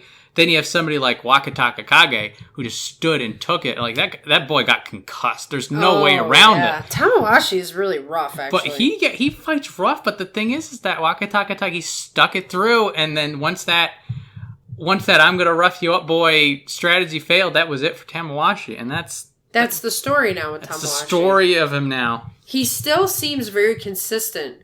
But maybe he doesn't have the lateral movement that he used to have because he's older. Maybe the wheels don't work quite as well. He looks a little slower. He doesn't look like he's fading necessarily. He just looks slower. And he is the Cal Ripken of sumo. He has not missed a tournament in his career. So you have to wonder sometimes, like, is he still in it until he finally gets injured? Because he doesn't look injured. He just looks like he's slower. Is he just hanging around to keep that record going as long as he can? Or does he just feel good and sometimes the record doesn't work? Because now he has to be perfect. That is the problem with power sumo guys versus the guys who have belt tricks and leg trips and all this other stuff. They have to be perfect. If they do not exert their power precisely right, someone can run around them, somebody could grab their belt, somebody could trip them. It's just a harder way to go. And as you age, it's even harder. It's rougher. You get fewer tricks. Exactly. So Tamawashi might just be suffering from that. And that only matters if he gets knocked into Juryo. Like, he could just hang about until he's ready. He might be the oldest guy now in sumo. I'm not sure. Maybe. Though what is good for Tamawashi, though, is that it'd be tough to imagine him dropping down that much farther. No, I can't picture it. It's like, for a couple of the older people, like, if you told me, oh, they're Juryo bound, I'll be like, yeah, probably. But for Tamawashi, I'm just like, are you sure about that? I'm sure there's got to be some fresh people who have a unslapped face. Yeah, exactly. And Tamawashi's just like, I can fix that. I'll concuss you in a minute. I'll just drop down a little lower so I can beat up the... Yeah, just beat up some more people. Tamawashi, everyone's favorite bully. Break a few arms. Do it. Go ahead. Yeah, So he'll stick in there. And it's really the big red flag will be if that power doesn't show. Right. And it's still there. The second the dip, then he's done. But we're not there yet, and I think that power is usually not something that's going to fade. It shouldn't. But you never know. We've been wrong about other things, the results of the tournament. We are really bad at predicting. We're really bad at it. I think it's because we go with our heart and not our heads. Yeah, that's what it goes. Yeah. So, yeah. Well, we'll see what happens with Tamawashi. He'll probably get knocked down low enough so he can start beating people up again. But as it is, he's a good gatekeeper, too. He is. Can you survive getting cracked in the head about a half dozen times in 3 seconds? If you can, you might just be an Ozeki. Next up, Ichinojo, Mega Series 6 West 7 and 8. The Ichinojo revival sort of hiccuping right here, which is a bit frustrating, but the fighting spirit is shining through, nonetheless. For the first time I can remember. So it's not just the showing of force. So, like, there's the full off switch, the snooze button, that he basically just tries to get you in the Tachi, and if that doesn't work, he packs it in. Then there's the tries a few tricks, and then if that doesn't work, it's the desperation pull. And that was sort of like the, snooze button, like sort of awake, sort of not. But this Ichinojo is going for it. And not just like hungry and angry, but like duration. Yes. Like, he will fight to the last breath on a couple of these fights. And it's a turnaround. Great to see. It's just the 7-8, you're just like, oh, come on. All that effort and all that change, and you still didn't get a Kachikoshi. Yeah. That's disappointing. Yeah. But it was not for lack of effort, like you said. I got to call an Ichinojo Snorlax. If you know the Pokemon Snorlax, he's asleep most of the time, but when he wakes up, he just eats everything in sight and then goes back to sleep. That used to be Ichinojo until this tournament. Like, never before. He had one good tournament where he, almost challenged for the Yusho, but he slapped down probably 10 in 10 of the matches. This Ichinojo, I only saw him pull once, maybe twice. The rest of the time, he was, like, actually in the match, actually exerting his force, actually doing what Ichinojo should be able to do to win matches because he has a great height and weight advantage over everybody else. One of his greatest weaknesses, though, is the fight on the edge. And it's a tricky thing, right? Because you look at it and you're like, this guy just gives up when the fight's over. And that's partially true. There's probably some things he can do to change that. But there's a second factor. He is a big guy. If he falls off the dohyo, he could be seriously injured. He could kill himself. I mean, the bigger they are, the harder they fall. Yeah. There's a reason for that. And if you'll notice, many, many, many wrestlers, keep an eye on this. When Ichinojo's at the end, they pull him back in. I've seen almost every wrestler do it. They're always trying to protect him. They know as well as he does that if he falls, he's in trouble. Which is why when Hakuho slapped him on the edge one time when the match was over and Ichinojo almost fell, like, everybody was mad. Everybody's like, that was a cheap shot. So it's a weakness of his. Maybe he can overcome it, but it's not just, I give up. This could be catastrophic for me and maybe for the other people. Maybe he's concerned about falling on a judge, falling on a wrestler, falling on a fan. So he really has to win his match in the center of the dohyo, or he needs to win on the other end, like he just forces somebody out. And that's what he finally started to do. That was the difference. He was trying to end the match in the center instead of working on the edges.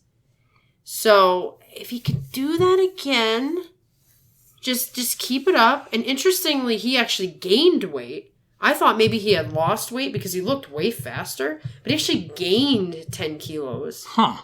So that was interesting that he was like sprier than ever and heavier. But anyway, he's an enigma like he's always been. He should really be dominating more than he does. But there are reasons. Personality. The bigger you are, the harder you fall. Hopefully he works it out and we get to see him challenge for a Yusho again because he kind of got robbed that one time. A little bit of robbed. This is first steps for Ichinojo towards improvement is what we saw this tournament. Sort of a keep doing this and the results will come. Mm-hmm. So hopefully we'll see. Or he flattens a judge. We'll see. Yeah. Or flattens a ref, like what happened at the end of the tournament there. Yeah, it wasn't Ichinojo, but... There is something morbidly fascinating when they do the slow-mos whenever a Gyoji goes flying. I mean, they don't fall normally at all. They're like ragdoll physics. They go flying when Their they get legs cracked. are in the air. All right. So it's kind of a little terrifying when they don't bounce back up, but it's also kind of a reminder of the forces at work here, and this plays into what you're talking about, how Ichinojo doesn't want to go tumbling out. Like, these people are... in some cases, the forces of cars smashing into each other. Exactly. And so if you have a Ford pickup truck knocking you out of the ring, that's going to be a large impact when you come down. But Ichinojo just seemed to have the solution, which is to throw them down before you ever get there. Yeah, that's what you got to do, man. Seems to be working pretty well. So more of that, please, Ichinojo. Thank you, sir. May I have another? More strongman sumo coming up next. Tochinoshin. 7 East, 7 and 8. Another... So I looked at the 7 and 8 for Ichinojo, and I said, oh, come on. But I see the 7 and 8 for Tochinoshin, and I'm just like, oh, thank God. Yeah. Because every time the tournament starts... Actually, what did he start? I think he started out pretty... Yeah, he had a stretch of 5 losses. Right in the middle. So...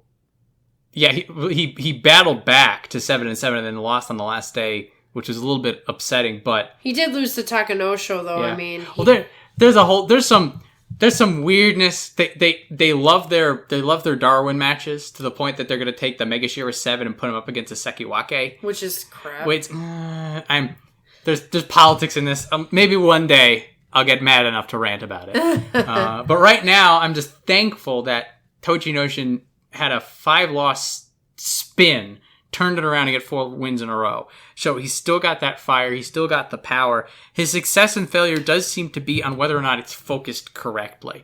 So you'll see one match, he'll go for the belt, and then somebody just out-grabs him, out-maneuvers him, and throws him out. Like, I think Ryuden did that to him.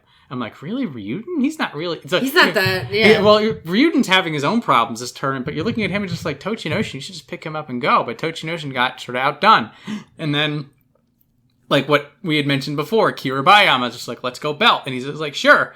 And then the power aligns, he grabs him, and then he just throws him. Right, it's like, old school Tochinoshin again. Tochinoshin does seem to have about 2 to 3 goes back to the flashes of olds per tournament. Mm-hmm. And now, again, this is just the limitations of his body at this point.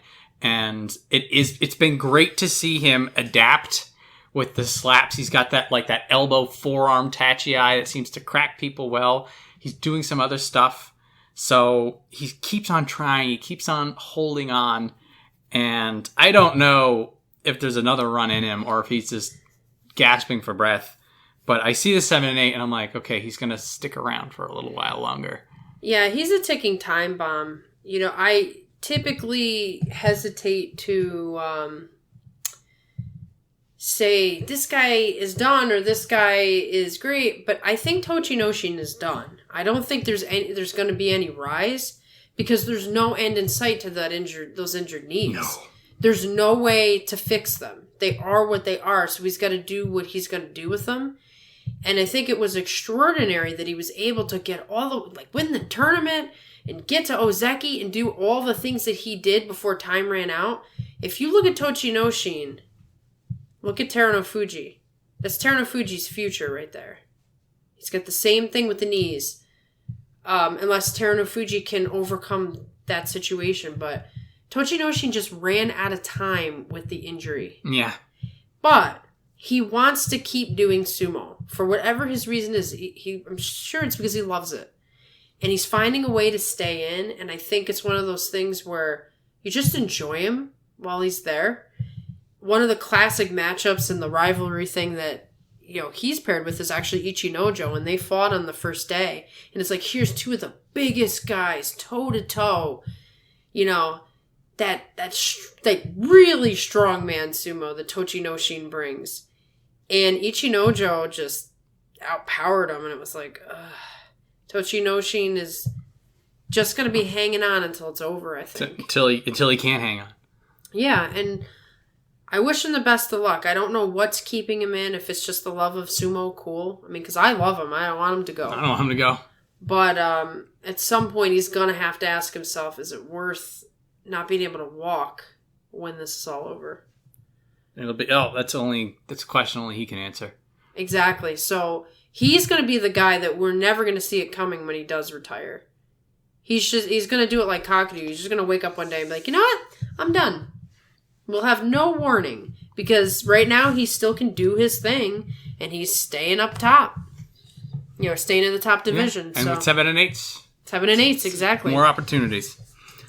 Next up, Mega Hero 7 West is Kagayaki. He was 6 and 9. And we've had our eye on him for a while. We're trying to figure him out. Trying to get a bead on him.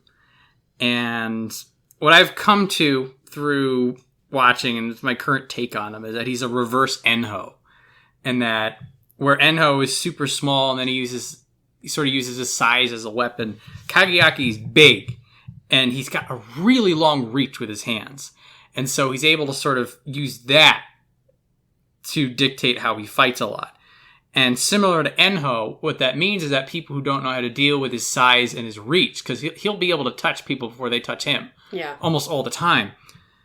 People who can work around that are going to be able to outlast, out-punch, out-throw Kagayaki, even at stuff that he's doing to other people. And so he's sort of stuck in this arms race.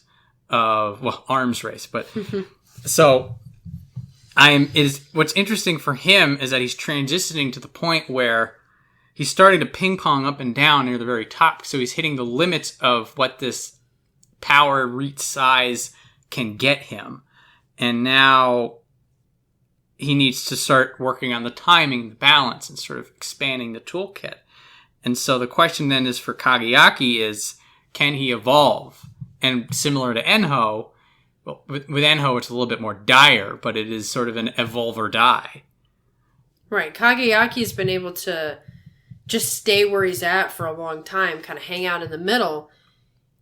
I wonder, this tournament he actually looked shaky in terms of confidence. That is true. Like he looked like he didn't know what to do in the ring. And I've always seen him, it's exactly as you're describing, I've always seen him as like a thinking sumo man. So like he's strategizing, what's my next move if this happens? What's the next move if, plan B? He's got like up to plan Z.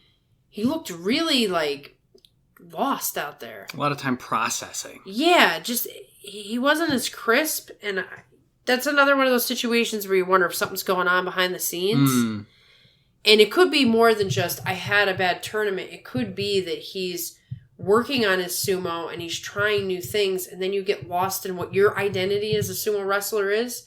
Like, we make fun of that, my brand of sumo, but the reality is, when you lose what your brand of sumo is, now you're just kind of in chaos. Just fall apart. Right, so I'm guessing, I don't know. It looks like Kagayaki may not know what his brand is. He doesn't know what's going to produce results. I'm sure he knows what he's good at and what his weaknesses are, but he's not sure how to put it together to actually make the record match the skill. Mm-hmm.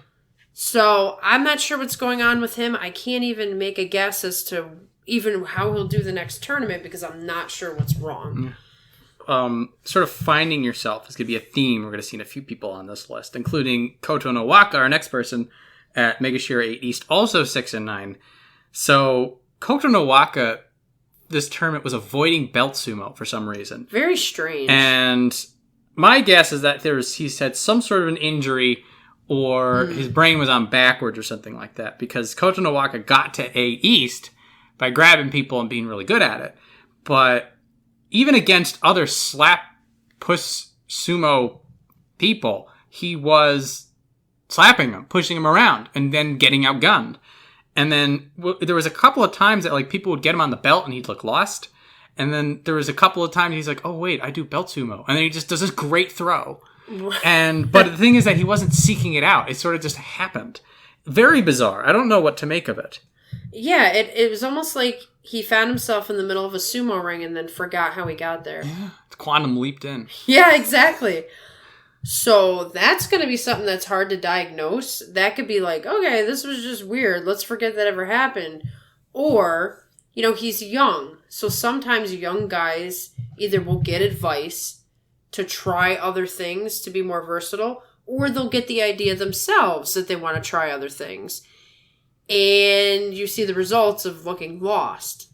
So without us being privy to what the training looks like or the behind the scenes, we won't know until we see more tournaments out of him, like what that weirdness was. Yeah, he is molding that potential, though. So we just hope that the improvement comes forth.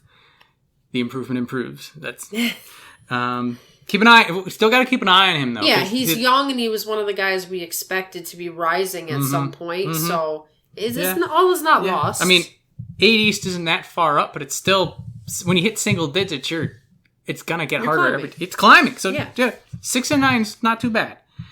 Next up, Tobizaru, Megasera 8 West, 10 and 5, and boy, this is where the rank, the number does tell the sumo. Yeah. Because Tobizaru won those 10, not a lot of gimmies. He got the Iron Man award. Usually Hokutofuji gets that. But Tobizaru was the one who had 3 or 4 of those long, lean matches. Back to back. And then he's the one who ends up, pulling a throw or something when there's nothing left. There's nothing left. He digs, when it becomes those shovel matches, who digs deeper? Tobizaru was winning some of those. He did lose up 1 or 2 of them, but when you get stuck in those for 2, 3, 4 days running, Takarafuji sort of had this problem too. They kept getting tar pitted in these heavy matches. It does take a lot out of you. So for him to still get double-digit wins, with very all of that, good. He's showing now. Again, we sort of suspected this when he pole vaulted up and then got sort of knocked down a little bit. That when he started to get knocked back down, you start to see his tricks again, and you get to see the versatility, his great timing and rhythm.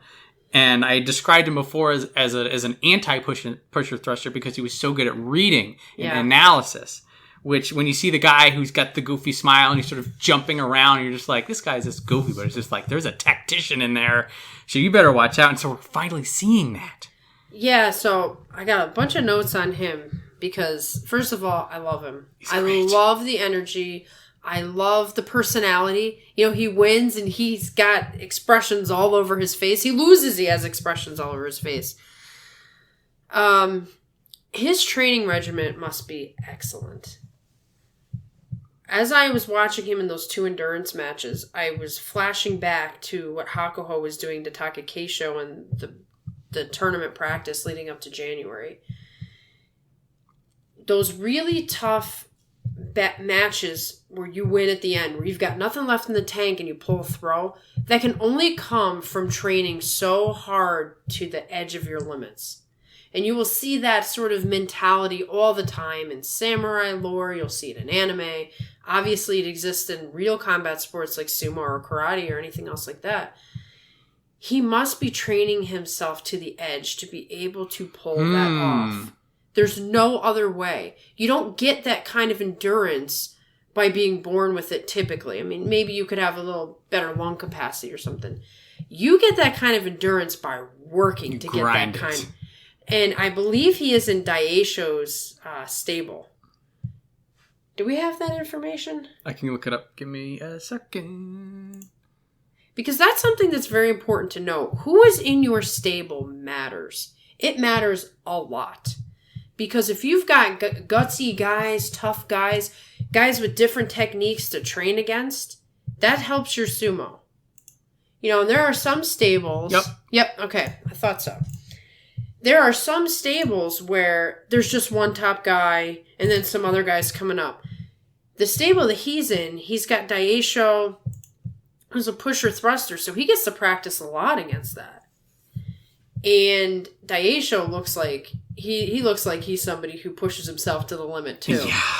So I'm telling you, his training regimen must be off the hook. There's no other way you do the things that he did. And I have to say that based on last tournament, I wasn't sure who Tobizaru was. Is he the guy who's been in Juryo for years and years and years, who got lucky, got up, and got, beginner's luck when he got that close to the tournament, but really he's always going to be a Juryo guy? Or does he belong where he's at? And he showed me he belongs exactly where he's at. He's earned this. He has earned this. He's very, very impressive. He goes in straight on with everybody, and he doesn't care. He's going to win that match, or he's going to die trying. Yeah. Little tiny personal note, his brother is Hitonoumi, and they both got a 10 record this tournament. That had to be fun. They must be celebrating on the way home. Feeding energy off of each other. Right, and an interesting note, for new sumo fans, Tobizaru and Hitonoumi will never fight as well. It's stablemates and brothers. Unless... you will not fight your brother, you will not fight your stablemate. So should Hitonoumi ever do anything, he will not be fighting Tobizaru unless there's a playoff. Unless there's a playoff for the Yusho. So I love Tobizaru. I really, really hope this is not just a great tournament. It's the start of a great beginning and going up, because I'd love to see him fighting with the best of the best. I think he could do it. And taking wins off him too. Oh, yeah. Playing some games. Another scary guy. Like, you see Tobizaru and you're like, I could lose this match. Takakeisho's had to go through that a couple times. So, how can I love you so much, Tobizaru, when you keep beating Takakeisho? You must be a special kind of guy. It's the smile. It's the smile. It's the smile. He could steal your wallet and he just smiles at you. You're just like, I didn't need that wallet. No, you can have it. Take all my money. Next up, another personal favorite of both of ours, Chiyonokuni, who Mega Shiranine East 8-5-2. He was crackling with energy. The barroom brawl sumo that we absolutely loved. So, tainted a little bit by very obvious injuries. More injuries gotten during the tournament, and as soon as he got 8 wins, he had to go bench. And sort of could he have managed to maybe not get 8 wins just so he can go get better more. But I think that with Chiyonokuni, like, you can hack his arm off and he'll say, tape it together. I'm going out there. And then you'd be like, we're out of tape. It's just like, I only need one arm. Yeah. He is just, there is no stopping him from doing this. Just watching him fight was like watching two guys fist fight. And you're not allowed to fist fight in sumo. Not allowed to fist fight. You're not allowed to use a closed fist. So that kind of gives you this image of he's within the rules of sumo, but he is brawling you. It doesn't look like a sumo match. And he'll do whatever he's got to do. And he's got a lot of different techniques. But part of the reason he's where he is now is the same reason Terunofuji, Tochinoshin, he got a devastating injury. He got back-to-back devastating injuries. One came from Tamawashi when he did the stupid arm thing and almost broke his arm.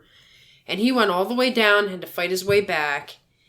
But he's not healing from the injuries quite the way other people are, and it's probably because of the way he fights. Yeah. I mean, you're going to fight like that, you're going to take a lot of damage. So I don't know what his potential is. Without injuries, he could be an Ozeki, a Yokozuna. He is a tough guy with a lot of tricks and a lot of spirit. And he comes from Chiyonofuji's stable, the great Yokozuna. I believe he was still training Chiyonokuni before he died. So I think he got the benefit of training with Chiyonofuji before his death. I sense that Chiyonokuni has a very deep sumo spirit, a very strong will to fight. It's just going to be a question of, can he do it? He is very injured, even still, picking up new injuries every day because of his style. He's got the clock ticking in his ear, too, though. I mean, he might want to rise as high as he can before he literally breaks both legs and cannot walk anymore. It is good to see him eaten out, at least not seeing how much further I can do. The tactical withdrawal. That was good. Like what... We did this. Terunofuji did this. That when he went up to Sanyaku, he got 8 wins. He's just like, my knees aren't going to let this. I want to rest my knees. So there is some benefit to this, saying that he's took the 3 days off. Right. So maybe that's nice. Maybe he's going to heal up. You know, there's a lot of potential here. It's sort of like when you have a sock full of broken glass, you just don't know how long the sock's going to last, but that's going to be a very nasty weapon you got there. So keep an eye on this one. And it is like, it's one of those things that like, it could be that everything lines up and he just goes shooting out. He could like pull off a surprise tournament. He could. We just got to see. And this is the good luck guessing. So May, we're going to be stapled to this guy's face. Yeah, we're going to want to see what he's got. What do we got? Because he is going to rise up with that 8 and 7. Yeah, he'll be a couple rungs up. That's going to let him fight with a couple more people. And I want to see him fight the top guys. I want to see what he's got. I think he'll get there. It's just what state will he be when he gets? But right. I think it's a matter of time for him. Next, we have another inevitability in the making. Hoshoryu, Megashiro 9 West, another 8 and 7. This poor man. He's like he has the techniques, the timing, the anger, like that channeling it. Like sometimes when he wins and sometimes when he loses, like there's that look. That was the look. It's just the you're so lucky we're doing sumo right now kind of look. And I'm just like, that's the hunger. Like that alone, I don't really worry about him. Like, but what does make me worry is the shadow of his uncle. And something I immediately noticed is that there was a great leg trip when he did on Kagayaki. They tied up. That was awesome. And then this sudden, like, the thing is that like he made it look easy, but then on the replay you're like, he did like half a dozen things to do this. He was like, right, he had to set that up. Technically sound, dominant leg trip victory, throws the guy down with authority, and like the first thing that anybody says is, oh, his uncle will be proud of that one. I'm like, good! No, leave his uncle out of this. He's not his uncle. No! God, let him fight. Let the man be a wrestler. Now, again, this is like he can have a white belt of his own, and people are still going to be doing this. It's just, it's the curse. It's the curse. It's just every time I see it, like I can just imagine in his head, he's just like, when I lose, it's because I'm not as good enough as him. If I win, it's because I'm just like him. I'm just like him. Just like, but I'm Hoshoryu. I'm not Asashoryu. So like it is. I think like almost for me more than for him, he needs a double-digit win. And then he's just like, this is mine. Right. He has to... This is sort of the brand of sumo thought about in a different way. He started off a little rough, and it definitely was the nerves. I'm sure it was because of the shadow of his uncle. Uh-huh. But then he came back with a vengeance, and he showed all these different techniques. And yes, they were... That leg trip was like what you would see in a sumo manual of how to do a leg trip. Or you would see it in practice. You would not see it performed so perfectly in a match. In practice, that's the perfect explanation for it, because like it was so clean and it was done with such like the confidence to do that kind of a thing. I can do this. That I can do this. I can do it quickly. And Kagayaki, as we were mentioning before, big guy leaning on you, right? And he's still just gonna make him eat dirt. You know. And he's got the factor of he's a smaller wrestler. You know, he's in the level of the Midorifujis of the world, but he's got some muscle on him. But he fights like a much bigger guy than he is. He is. And I do think the shadow of Asashoryu isn't doing him any favors because he's a different kind of wrestler. He's not going to be... Even if he's Yokozuna, he's not Asashoryu. He needs to be able to separate himself. And once again, I'll bring my buddy Takakeisho into this. Takakeisho, had a struggle with what his father's image of what he should be is. And when Takakeisho first became Ozeki, you could see that he was sort of fighting the demons of, am I going to be the sumo wrestler my dad wants me to be? Or am I going to break out and be like, this is who Takakeisho is? That's what Hoshoryu needs to do. And it could work with the double-digit wins, like you said. He needs to break out and be like, enough of that noise, I'm Hoshoryu. And then you're going to forget about Asashoryu because I'm so good.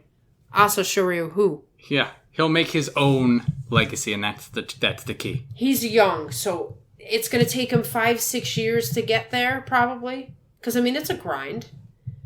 But that's what I'm looking for. He's going to do that eventually, I think. Mm-hmm. If all goes well. He's got every tool he needs. He just needs time and experience. You know what, Uncle? You need to get off of Twitter. Get off of Twitter! That's all I'm saying. Even if you're saying nice things, get off of Twitter. Get off Twitter. Don't at me. Turn my page. Next up, we have Midorifuji. It's going to be a bit of a rough talk, but Mega Shira 10 East, 5 and 10. Are you going to go there, John? I'm not. Okay. I'll do this later. Okay. I just need to... So, poor Midorifuji.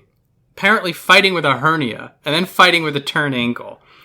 And, here's a guy with all this potential. Another one of this small, high-technique, fun, fearless... Yes. Every time there's something new kind of a guy, and has to go out in this disheveled state and fight to keep his rank. And there's a couple of fights near the end that it was painful. It was hard to watch. There was a fight with Kaisei that he just basically bounces off of Kaisei and Kaisei just pushes him out, and I'm just like, sit out, please. Don't do this to yourself. But where this becomes a problem is the fact that he was 5 and 10 and not 4 and 11 or 3 and 12 probably saved his top division status.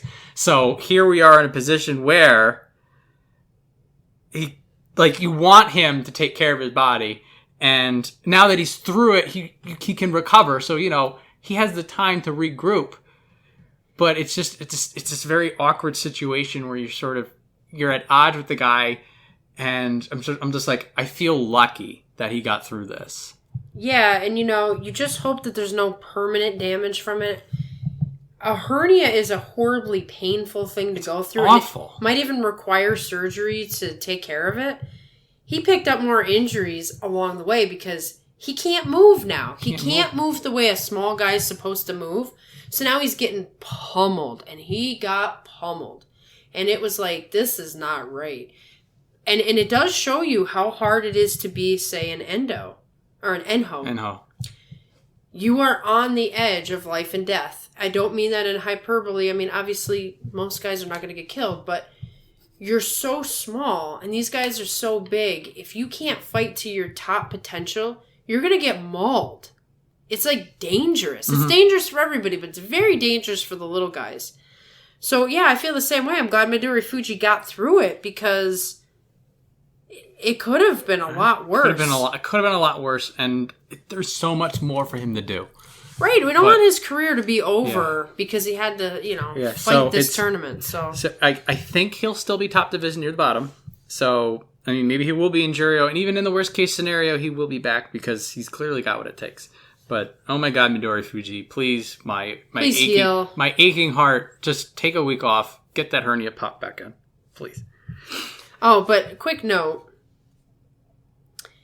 In that fight with Kaisei was very nice to him. He was! Did you notice he was, trying to help him back up? And Kaisei's a nice guy. He's so nice. Well, we'll talk more about him later, but he's a good guy. Good guy. And this also goes back to what you were saying about how a lot of these wrestlers are looking out for each other. They'll help Ichinojo come off. Mitakeumi will give a handout. Yep. A lot of these people, you have a couple, the Hoshoryus, maybe they got an image. They got an image. They walk away, but the majority of them, there is that community, and it's nice to see. It's reinforcing. You can go to battle with this guy, and you could pummel each other. You could be bleeding, you could crack heads, but when the match is over, hey, you all right? You all right? Everything That's okay? a special kind of situation right there. It's also professionalism. Quite professional, yes. Next up, Ryuden. Megashira 10 West, 6 and 9, officially problems. Specifically, this time around, it was power issues. He seemed to have the technique, the timing, so he seemed slower before. Like, he didn't have the confidence. This time, he seemed to have that, but he wasn't able to exert his power. There was a couple of matches where he threw everything with the kitchen sink at a guy. And he still lost. And he outlasted him, which is... And now, he did be able to get his power together, but it seemed that a lot of the wins that he did get were times where he was just out-gas tanking them rather than out-powering them or out-techniquing them. And good to see that he's still got that drive, that resolve that he seemed to have lost and then regained. But now it's, is he injured? Is he fading? Did he just, this is just another veteran with a bad tournament and we're just hitting the life alert button when everything's fine? You can't tell. Yeah. But in terms of the numbers, Ryuden is entering into the Juryo danger zone. And so the slow fall he's doing, beforehand we're like, he's got time to regroup. He's running out of time. Yeah. And I feel like this is the slow walk of a career. We always talk about the slow walk. He's just slowly dropping down. He's hanging in there, but I'm not seeing the spark. I'm not seeing the drive. And there's no way to know what's missing or what's going on. No way. Because we don't know. Yeah. It's also like when it is one of those, you seem to be doing everything, but it's not working. Like, it could be anything. It could be mental. It could be physical. It could be emotional. It could be that he's just can't put it together this one time and everything else is absolutely fine in sunshine and daisies and rainbows. You just don't know. You just don't know. But Ryuden, whatever it is, you're running out of strikes. Yeah. Before you know it, you're going to be Takayama. We'll get to him. Well, we'll see. He's like right on the line. Not quite the Okinoumi worried, but also not like the Tamawashi. I'm okay with it. Right. It's like, he's got a kind of his own category. In between. But another Chiyotairyu, another veteran on the way down, it seems. Megashira 11 East, also 6 and 9. So when you saw him come back before, I was just like, a lot of this work, maybe he'll turn into this butterfly. He did not. Almost all of his wins involved strong tachi push-pull. All of them. No variance.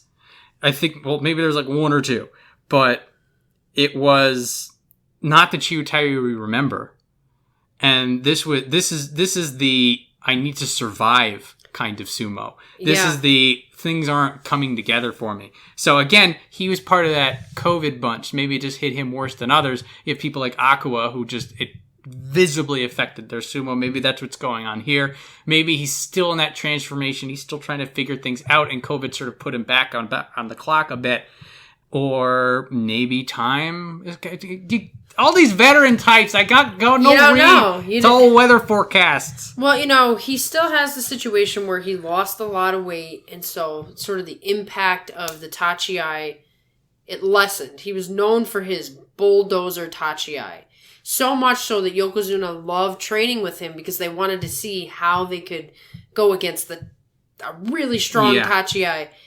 He doesn't have that anymore, and I wonder if he's lost. If he doesn't know what his style of sumo is, and he's got to go back to the drawing board. It's kind of like the case of Kagayaki. I felt like Chiyotairyu at least came up with a plan B, which is, okay, I'm just going to do whatever I got to do to win. I'll pull, but it showed you he wasn't confident he could win. It was all desperation sumo, which makes you think, I don't know what I'm doing up there. Yeah, it's a problem. But he doesn't got, like Ryuden, he doesn't have a lot of time. Doesn't have a time to figure it out. And reinventing yourself is very difficult when you're this far down. So maybe he just needs to get that power back, or maybe he's just going to be on the way out. Well, I mean, he's older, so maybe he wanted to lose the weight to prepare for the end of sumo. Maybe. Once again, you don't know. I have no idea. If this guy has like sort of a 5-year plan and he's like, I'm out at this certain point, maybe he's like, I'm just going to keep doing this and keep trying to win, but I'm actually on the other side of it. I'm thinking about what I'm going to do when I'm done. Maybe. We'll find out eventually. We're going to get at least one more tournament out of him. So we'll see what happens after that. Somebody else we're not going to see in a little bit. Kotoshoho, Megashira 11 West, 1, 6, and 8. Kotoshoho has 2 wins in 2 tournaments. Not a bad time. So he got an ankle injury on day 2, which did not help his slow start. He came back. He actually looked pretty good when he did come back. Right, but that first match was like, whoa, look at that. Yeah, he clearly still not at 100%, just scraping by to slow the free fall. Didn't really work out. Kotoshoho, super young, a lot of potential. So we'll definitely see him again, but it really all depends on how screwed up he is in terms of... I don't necessarily think the ankle is a concern over time. No. It's really the head. I mean, he got pummeled the tournament before. Now he gets injured. You can get yourself in a rut pretty quick. Yeah. Going down to Jiryu might not be the worst thing, because if he's a lot stronger than the other guys, he might get some confidence from getting some wins and start all over again. Yeah. So he will be back. And really, he just needs 8 wins anywhere. Right. And then he's fine. So, best of luck, Kotoshoho. This is not the last we've seen of you. Next up, Akisayama. Megashira 12 East, 7 and 8. Every time he fights, I love watching him fight. Whenever anybody beats him, I hate that person. He's just so much fun. He's got the bag of tricks. It's that veteran wiliness that they all seem to share when they've just been doing it enough. Definitely has weaknesses that are being exploited now that he's getting a little bit higher up. And he's not really in a position where he can really shore those up. I mean, there's some stuff he can do. He's still evolving. He's still showing he's got it. I just love this guy. I agree with you. You had a note about Jolly Sumo, and that's like the best way you could put it. There's a couple of things, like he's talking to the ringside judges before and after matches, kind of like, can you believe I'm here? And then stuff like he loses. I always lose that way. Every time they get me there, I lose. And it's just kind of like, it's not coming from a place of, I'm going to do my brand of sumo. It's coming from a place of a real guy having a blast, doing something he didn't think he was going to be able to do. And, he hasn't had much time in the upper division. I'm not expecting him to be Sanyaku, but there might be some things he can get just by fighting more fights. He looked pretty good a couple of times. Like he's slick fighting. He is. You can't judge a book by its cover. No. He wrestles very differently than you would imagine he would wrestle. And who did he fight on the last day? Who beat him on the last day? Daieisho. So, come on. Yeah. He had to fight Daieisho. Yeah. This is, again, it's the whole, let's do the 7 and 7 versus 7 and 7. So also, you give Akisayama Daieisho. Also, I have a grievance. Oh. Putting Sanyaku against the Megashira 12 for any reason. That's ridiculous. You're, like, it almost is like, Daieisho, we don't trust you to win this, so we're going to give you this guy. Yeah. What the hell? Either that or... Also, now they're making me hate Daieisho for beating Akisayama. Come on! You can't let them get to you, man. They're working me from both ends. Yeah, I never thought of that angle, but that's how some people could feel about it. Is like, oh, you're not even... They've been kind of crappy to Daieisho. I'm just going to say. They put that guy through the ringer, and I hope he uses that motivation to slam through and become Ozeki, because... There's been a lot of questionable rankings with him, a lot of questionable matches with him. Now, on a surface level, there could just be that they see 7s and 7s and they salivate because they're like, ooh, entertainment. Yeah. It's like the lions eating people in the Coliseum. Maybe it's some sick, twisted thing like that where it's like, ha ha ha, let's see who... They like those matches, and... I don't. I like them, but not when there's... Not when they're totally different ranks. They're different. You're fighting. It's like, oh, look, let's take a single A-ball team and have them fight the Yankees. Right, did he... Don't do that. Let me see something here. Like, why couldn't Akisayama fight Ichinojo? Yeah. Wouldn't that have been more of a fair match? No, well, Ichinojo was busy fighting Mitakeumi. Right? They haven't been fair to Ichinojo either, but that's aside. Oh, God, I can go These on. guys are whatever. Jolly Sumo. Let's be happy. Like Happy, back on the positive train. He doesn't care that he got shafted by the matchmaking team. He's just probably like, wow, I got to fight Daieisho. Right? He's a better man than I am. And he's a bigger man than I am. But, speaking of another better, bigger man than I am. Your guy. So I am still just absolutely stoked for Hokutofuji, but I did not see in a million years my best friend Aoyama getting 11-4, getting a fighting spirit prize by beating Takayasu. Come on. And new green belt. This is the energy. The belt. This is Aoyama 2.0. Everything about him was fresh and new and strong and spirited. He was going forward. He did belt sumo. He had power. And he just was relentless in this way that Aoyama was just... Up until now, he was just fighting to preserve his body. It felt like he just wanted to just keep on for as long as he can. But today, it's just from the ashes comes this fighting machine of beauty and glamour. Well, we kind of had written him off. I don't want to admit that, but we kind of written him off as like fading. And this is why we should never do that. I think we did it because we like him, and so it's sort of that jinx thing, Mm-hmm. If you say he's fading and then he comes back with 11-4, it's like, I'm so glad I was wrong. So glad to be wrong. This is why you never count a veteran out, ever. Doesn't matter what age he is, doesn't matter what condition he's in. He's a veteran, and that experience, it matters. It really matters. And he's a fiery, he wants to go and just beat people up. He's that kind of guy. And he wasn't going down without a fight. And he really wanted to show people, I'm not done yet. He's not done. He was fighting for it. And then, on that last day, Aoyama went in there saying, this is mine. And Takayasu was...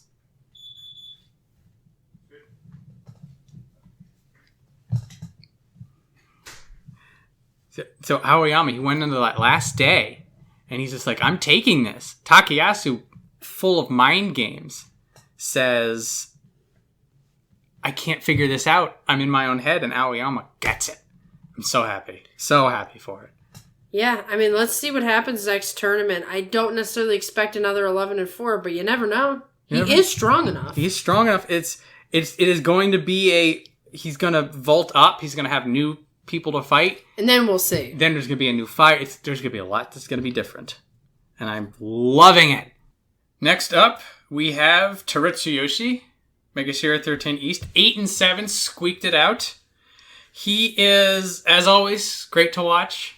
Our recipient of the honorary leather jacket, his scrappy, gritty ways.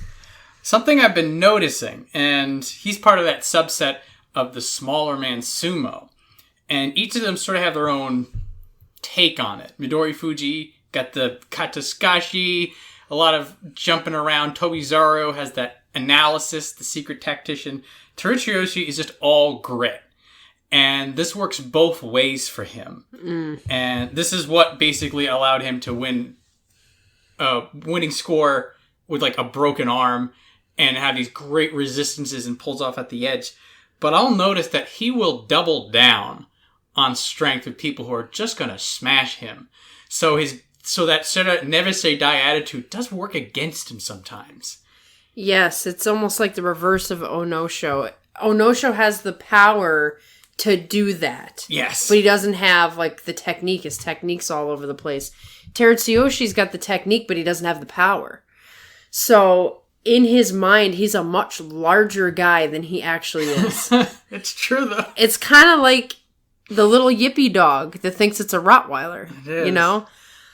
The difference, though, is that Terunofuji probably could do some things to get a little bigger, although, some guys are not going to wind up being, Tokushoryu. They're going to be maybe a larger version of themselves there. One interesting thing about this tournament for me was when Hakuho was in for the 2 days, he picked Terunofuji to be a part of the Yokozuna ceremony. And Chris Sumo was talking about how Terunofuji was giving Midorifuji a hard time. It was his first time, and he was the sword bearer. And Terunofuji was like, you gotta hold that thing more sturdy, or you're not doing it right. And I noticed right in the beginning of the tournament, Terunofuji had this extra fire, and I wonder if just being in that ceremony with Hakuho just gave him that spark that we're always talking about, and just an extra level of excitement to be a part of something so special, particularly if this is the last time Hakuho ever does it. Terunofuji's going to have that memory for the rest of his career. Absorb the Yokozuna energy. Yes, I think he took some of it in, and it lasted for a while. Who knows? Maybe we're going to get another level of him just from that moment of being with Hakuho, being asked to be in Hakuho's court. It's been Enho and Ishiura for a while now because, you know, they were in the upper division. So this was a tremendous opportunity for him, and I do think it made an impact. We'll see if that, you know, goes into the next Basho. But he's very, very interesting. His personality, you know, I'd like to see him be the tough guy that he is in his head. He's halfway there. He's halfway there, yeah. And the last thing, something else we had mentioned in the past, is that he's sharing a stable with Terunofuji. So good news for him. He already has the Ozeki, probably Yokozuna vibe running off on him. Absorbing that energy too. And if a certain Cinderella story gets that white belt. Oh, I didn't even think about that. Full circle. Oh, that would be cool. So he gets to be the bearer for the old Yokozuna and then for the new. Whoa. Now we already have a new thing to look forward to. It's the underlying stories on all this. Uh-huh. That would be amazing if the torch was passed and Terunofuji was the common link. I'm just saying. Either that or Takakeisho. Right. Actually, would Takanosho be Takakeisho's bearer? Even if he's Sanyaku? I think you have to pick a lower guy, but I actually don't know the official rule on that. I really don't know the official rule. I'll have to look it up later. Because I remember Hakuho was using Kaisei at one point, you know, before Enho and Ishiura got up. I don't remember him ever using a higher level guy, so it's probably you're supposed to use the lower level guy. Yeah, it makes sense. And maybe it really is intended. We'll have to look into this. Yeah. Maybe it really is intended to inspire the lower level guy. Like, here's a Yokozuna. This is what you want to be. Makes sense. So, that's something I hadn't thought of. We'll see how this goes. But regardless, Terunofuji is fun to watch, and if he keeps that kind of fire and maybe throws a couple extra throws, though, to be fair, the throws he does have are great to watch. They are, and that leg pick is pretty cool when he pulls it off. So, Tochinoshin, bag of tricks, hang in there for a little while longer. Maybe you'll be sweeping due for someone else. Yeah, that's true. Next up, we have another. This is a stack of 8 and 7s, just barely made it. Right at the bottom. Very weird. Chiyoshoma, who the veteran fox, the old trickster. Great watching him. He did some strongman stuff this tournament, which threw me off a little bit because he was always now. Some of my older memories of him are like super old, so I barely remember. Like 3 years ago. Yeah, it's not reliable. But he did a lot of like strafing stuff. But like there's a couple of times he just like cracked people, grabbed the belt, and again that's that veteran wiliness that's just so cool to see. And these people have been doing it for so long. Yeah, there's such a respect in Japan, and obviously in something like sumo that's so formal, for the aged. So the experience meaning something and giving you this whole experience. And you see that with Chiyoshoma. He's got the reverse of Terunofuji in that he started off as a small guy and got bigger. So in the beginning of his career, he was a small guy, got bigger. He never lost the small man sumo mentality. So you see him pull a lot of these small man tricks, but he's a way bigger guy. And it was almost like this tournament, he was like, wait a minute, I'm a big guy. Why don't I just do big guy stuff? Why not? What if I just grab his belt and throw him? We'll see what happens. So he's very interesting, but it has been a long time since we've seen him. He's been down in Juryo for quite a while. So I don't know if he's got a run in him or where the tank is at this point. But you never quite know what you're going to get, which is cool. It's always fun with him. Also, another person who got through the other side of COVID and looked pretty good. He didn't look like he suffered a lot, and that's always a positive to know that they haven't... Because there's been a couple of people who've noticed that they've been hacked down a bit, and not him. Yeah, it's always a positive when somebody gets through. Yeah. So, definitely more Chiyoshoma in our future, at least one more Basho. If he keeps it 8 and 7, 7 and 8, then 2 or 3 easy. And maybe he makes a run of it. Maybe he finds a couple of these new up-and-starters who just need to learn how to eat dirt. Right. I mean, the experience is valuable, like I said. Yeah. Next up, Koto Echo. 14 East, 8 and 7. Another squeaked by, I believe. So, Chiyoshoma was on the last day. And... Was Koto Echo on the last day, though? No, he lost on the last day. Which could have helped. I think. Anyway. So, another small guy with the big man sumo. Koto Echo has always been, for me, a little difficult to figure out. Because, like, he'll have these matches that he does this legendary strength. Like, in this tournament, like, he's, like, out-muscled big people. But then sometimes he just gets, like, thrown like it's nothing. And... Like, you almost, like, you see all the pieces, and you're starting to put them together, and then you look at the box that the bustle came in, and you're like, that's not the right picture. What's going on here? Yeah, like, that arm is not in the right place. That leg kind of looks like it's broken or something. So it's just like, he has all these different, like, skills and pieces of great sumo, but I feel like I'm not seeing it all put together yet. And I'm sort of wondering, maybe he's trying to find his brand. Like, this is what we were mentioning before. People trying to find their brand of sumo, stick to their brand of sumo. And for Koto Echo, as a smaller guy doing that strongman sumo, maybe that's something he needs to work on. Yeah, it's almost like the bipolar effect of... He looks really strong. I mean, he's got a lot of muscle. He looks like Shohozan. But the strength is not coming out for one reason or another. I think it's the weight. So he's a strong guy, but he's still lightweight, and you can't tell that when somebody's a muscular dude. Yeah. So I think he's got a weight disadvantage, so it's just the way he uses his strength is going to be important. He's got to get under the opponents a little bit more instead of going chest to chest. Because he's got to use the strength to knock people off balance. He cannot go toe-to-toe at this point. He looks like he could. But the looks are deceiving. He just doesn't seem to have that power. He does best when, he throws a trick in too. I mean, he used the Kimidashi armbar with Ryuden, and that was nice. Because I'm used to him trying to, go toe-to-toe and muscle a guy out, and he's not quite there. I think he needs to add some arm bars. I think he needs to, try to be, I don't want to say sneaky, and I don't want to say hanka-y, because I'm not really a huge fan of that. But there's got to be a little bit of a trickster element to him so that people don't have him figured out. Because these big tough guys like Aoyama or something, they know they can outmuscle him. And so if you don't, right? So if you don't have a surprise, so it doesn't even have to be necessarily a huge bag of tricks, but don't let them know this is what I do and you're actually better at it than me. But I do think he is trying to find his brand of sumo. He's in the same area of Terutsuyoshi, who probably knows himself a little bit better. Koto Echo was a smaller guy about a year ago. Those muscles, suddenly came out of nowhere. There was one tournament that I'm like, this guy is jacked. Right, so he might be experimenting with some things. Bit. Maybe doing some weight training, and then you got to figure out how to work that in with sumo. I mean, I feel like if he went in a ring and, was doing karate or something like that, he'd be cleaning house. So, I mean, he's a strong dude, and I think he just needs to figure it out.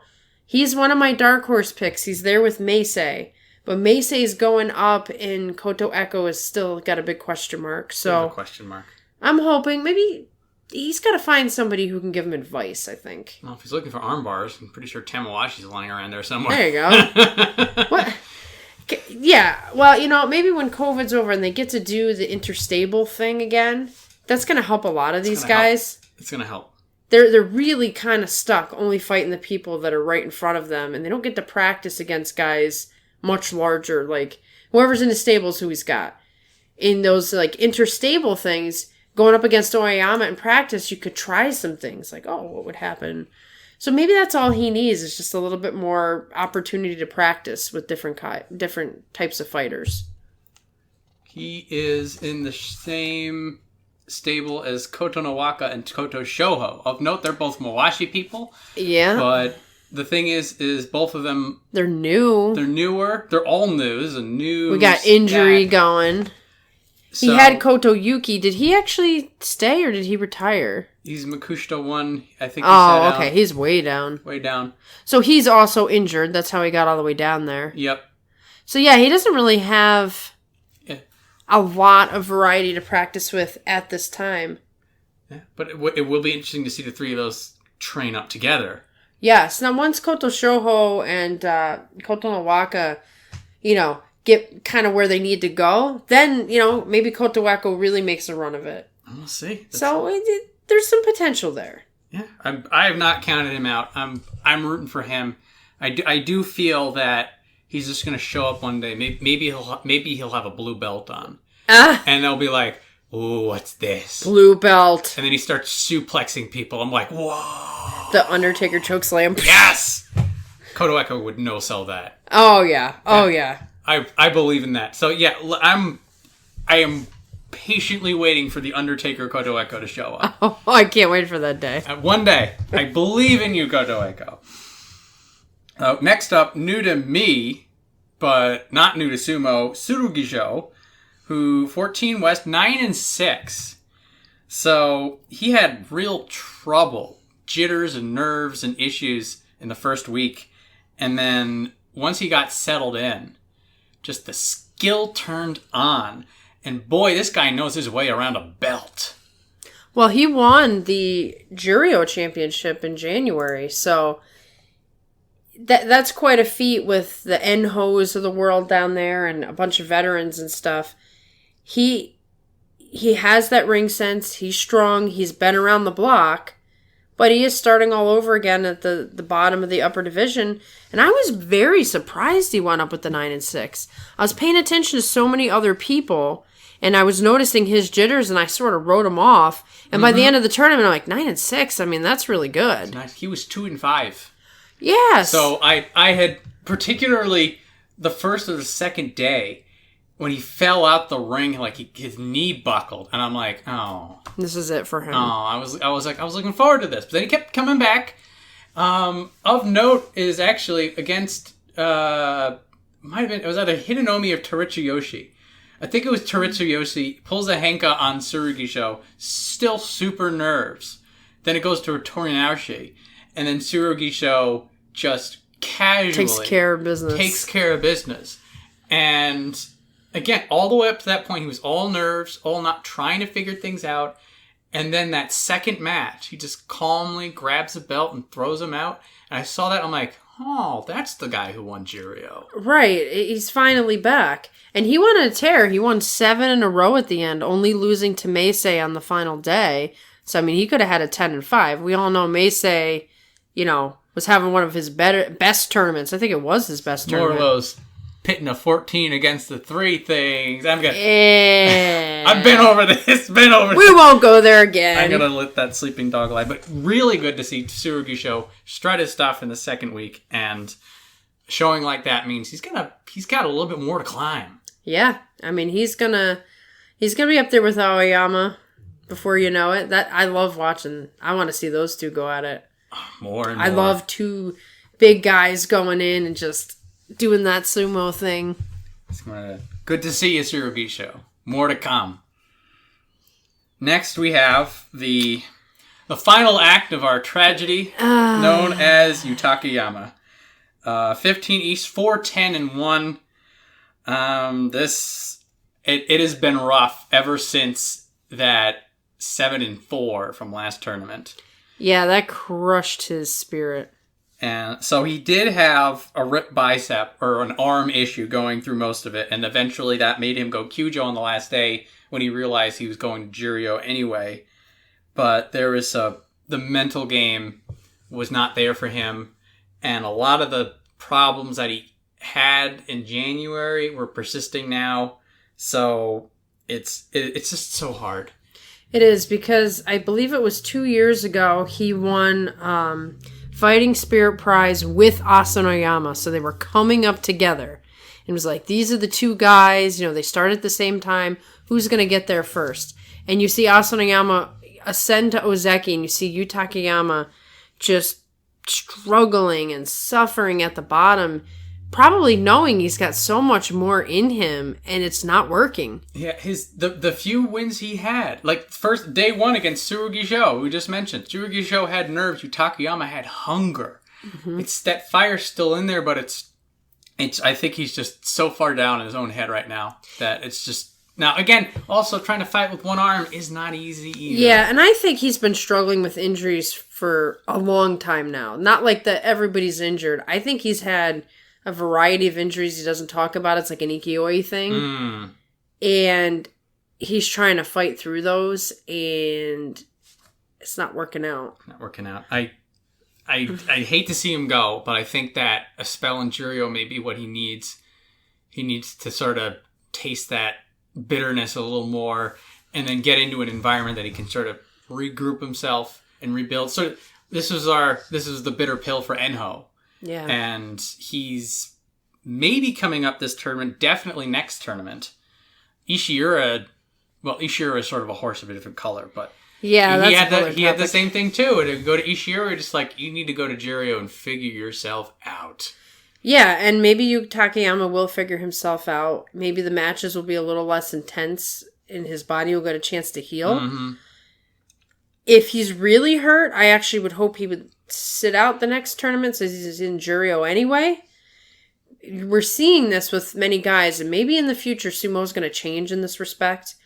Fighting injured isn't always the best course. And some guys are finding that, the reason Terunofuji dropped as far as he did is he took 10 months off of sumo.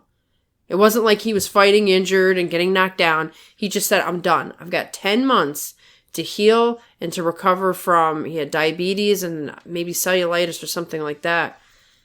And he just dropped and dropped and dropped, and then he gave it a shot again. I'm not saying Yu Takayama's in that bad a shape, but if he is, he's still young enough. Maybe he should consider it. Maybe. But we'll see. We hope to see you again soon. It would be kind of an interesting thing. Like, if this next tournament he wins to Juryo Yusho and he just comes roaring back. That would be great. That's what I want. That's, like, for me, that's the ooh, maybe he's back. I would sort of expect a Juryo wallow from him. But, like, part of me, like, the part of me that's rooting for him, like, I would just want to hear the starter's pistol at the end of May. And I'm like, oh, he coming. Exactly. I want to see him roar back in like a lion.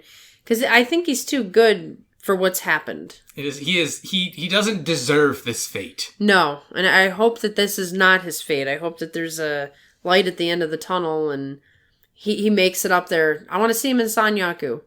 I think he needs to, like, just touch Kamasubi and say, base. Exactly. At the very least, that's the goal. It's the goal. So we'll see, Takayama. Get down to Juryo and start kicking some butt down there.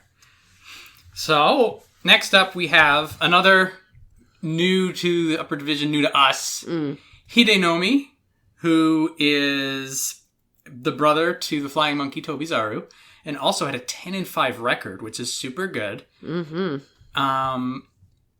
So, what was great about the new people coming up from Juryo, they're all belt specialists, and they all do something, well, Diamami's sort of a belt specialist, but they all do something different with the belt. Hidenomi is that the inheritor of the Tochinoshin brand of I'm just going to grab you and kind of sumo. Force you out. He has that power, that presence, that sort of, go ahead, try and do something, I'm going to lift you. And he has that aura to him. So where Tsurugisho sort of needed to figure himself out, but then when he was on the belt, you're like, you're really good at this. Like, when Hidenomi mounted that dohyo, you're like, like the first, still trying to figure him out, you're like, okay. And then you start chucking people, you're like, ooh. It almost felt like he was like a Tochinoshin where he'd been hanging out in the upper division forever, and, you know, he just fell down a little bit and working his way back up, instead of, he hasn't been in the upper division in a very long time. You would not have thought he was new. Right. You would think he's been there a while. So he's a question mark in that I don't know what his potential is. You know, was this just a good basho because he's like, yeah, I'm finally back, and he got inspired? Or is he like a new person for us to get excited about? Well, I'm already excited about it. So I make all these bets. I'm like, I'm betting on that.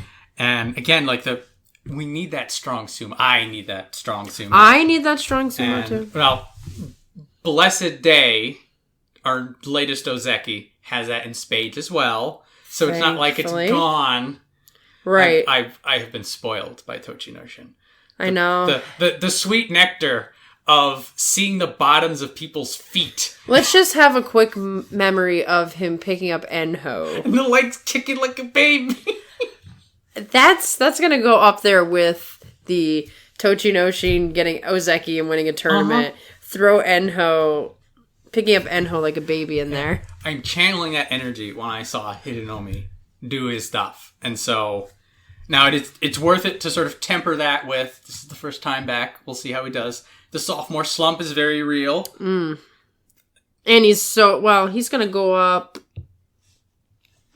Maybe 11, 12. Yeah, 11 or 12. Probably 11. Yeah. He may swap places with Ryuden, who's at 10 West right now, or Chiyotairyu, who's also at 11 East. So definitely on the way up. We'll see what happens when he tastes some of those higher ups as well. Right. Is he going to be as dominant? But very promising to see from a fresh face for me. In the top division.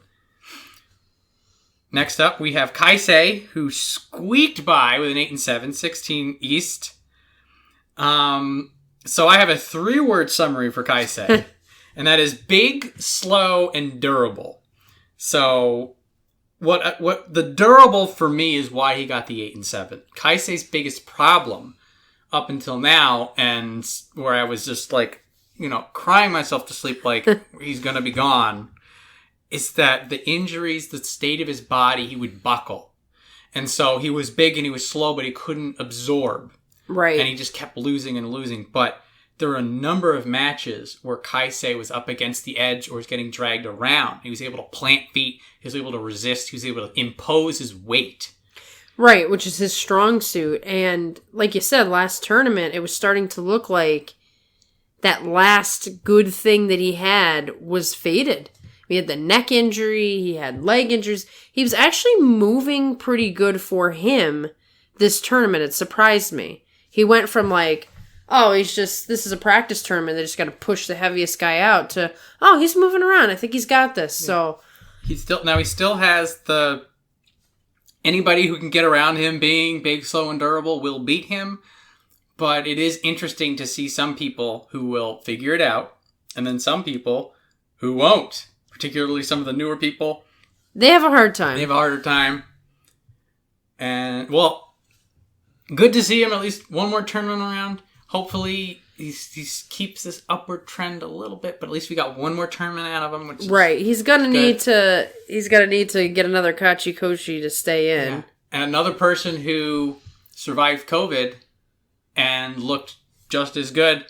He was out. I don't know if he had it directly or if he was just had to be benched. He was probably somebody who benefited from a basho off to heal a little bit. Yeah. So every once in a while it works in your favor. Yep. Stay of execution. Very, very happy to see that. Yes. And he is one of the nicest guys in sumo. He is always trying to protect people from falling off the edge or reaching out a hand. The hand. And I've seen him in interviews, and he's always smiling and laughing, and it's a nice personality to have with all the severity in sumo. So I would love for him to stick around, if not even for just that. Got to get him and a Kiseyama in a bar. That would be fun. And then just... singing karaoke. That's the dream right there. Oh. I got to book my tickets. They'll probably kick me out. I'll run through the airport for as far as they'll let me until the SWAT team gets me down. Just like, I got to see the karaoke, guys. Get that guy out of here. Some strange white man's running down the street. He's got a camera. Thank you, Kaisei. So, number 42, our final person we will talk about today is Daiyamami, a third Juryo 2 top division. Another 9-6. All three of our newbies got winning scores. Which doesn't happen very often. Does not happen often. Also, they got 9-6, 9-6, 10-5. So, a show of good force. Daiyamami is the veteran all-rounder. Another one, but this guy, he's also a round all-rounder, which is interesting to see. He's got a good way of imposing his presence on people. There's some people that'll just wilt under his pressure. And it's just good to see that kind of still got it going on. And obviously, I think he's like 29, 30, so like not like old, but not old. Right. He's got a little bit of time to keep, working his thing and seeing how far he can go. He didn't seem to beat anybody who wasn't... Well, he beat Tokushoryu while he was nervous. Chiyonokuni he beat, but that was when he was injured. Was duct taped together. Yeah. He got Hoshoryu down. Now that was probably his best win, was the Hoshoryu one. That's second week Hoshoryu too. Exactly. He was looking really good, and that kind of dampened his spirits a little bit. So, he's gonna have to prove himself the next tournament. But hey, yeah, it was not again, because he did a variety of things. He sort of had the jack of all trades, master of none thing going on. That if he goes up against a specialist, he may get outgunned. But if he sort of reads the rock, paper, scissors correctly, he's going to win the match. So it's fun to watch. And one more person to keep an eye on. Very exciting. So from here, we can talk about some extra side stuff that happened. Of note about Juryo, the winner was Takagenji. But Takagenji was Juryo 10 or 11. I think he was a little too low. Yeah, he won't be able to come up yet. The top 5 people who were Juryo 5 or better with winning scores was Akuo, who's very likely because he was 1 West. Ishira, 9-6 at 2. Chiyomaru, 9-6 at 3. And then Enho was 9-6 at 4. I think Chiyono was 9-6 at 5 or 4 or 5. So a good chunk of people coming on the way up. Looking at the losses, unfortunately, Takayama and Kotoshoho's records means that they're probably going to be on the way down. So something that we were discussing earlier is that normally when I was originally doing the Juryo math prior to when the Banzuke comes out, I had thought, okay, we have 2 slots available, maybe 3 if Midorifuji's 5 and 10 is too bad. As I'd mentioned before, I think Midorifuji destroyed his body to save his top division rank.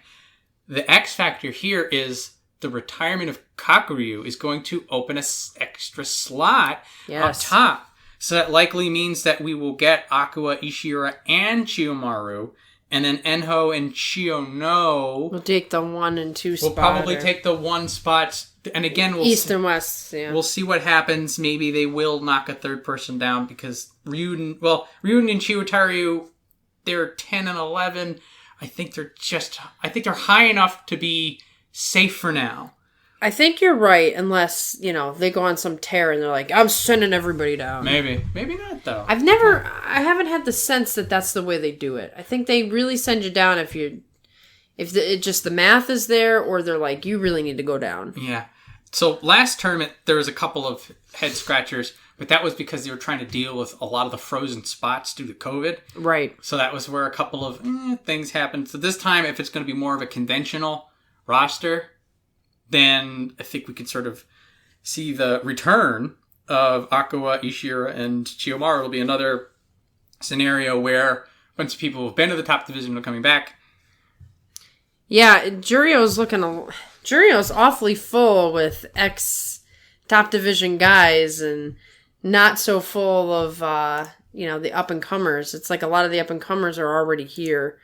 So I don't know how that's going to look going forward. There is quite a few veterans in Juryo. Yeah, there's a lot of people in Juryo I'm looking at that I remember. Like Takakento is young. Ichi Yamamoto is young. Veteran. Yeah. So it's So, I mean, there's a weird thing going on with Juryo right now where they need some fresh blood. It is, but it's also, towards your point, a lot of the fresh blood is sort of just pole vaulted up. Right, it's already up. It's almost swapping places with the old guard. Yeah, so Juryo we're going to have 3 new people and then 2 people down. We'll see if we're going to get some new people coming up next tournament. Of note, the last note on Juryo is that Ura, our other darling short man, is 10-4, but he was in Juryo 7. So him and Enho may be making their debut in July. Assuming that Ura takes care of himself, he did look like he, hurt himself a little bit there. That's why he had to take that absence in the latter part of the tournament, but then he came back and won 4 in a row. So, yeah, everybody wants to see Ura come back. And I'll make one other tiny note is that, who was it that won Juryo? Takagenji. He is in Takakeisho's stable as well. So how interesting would it be to have 3 upper division guys in that stable when time comes? So I'll be looking forward to that. That's a good point.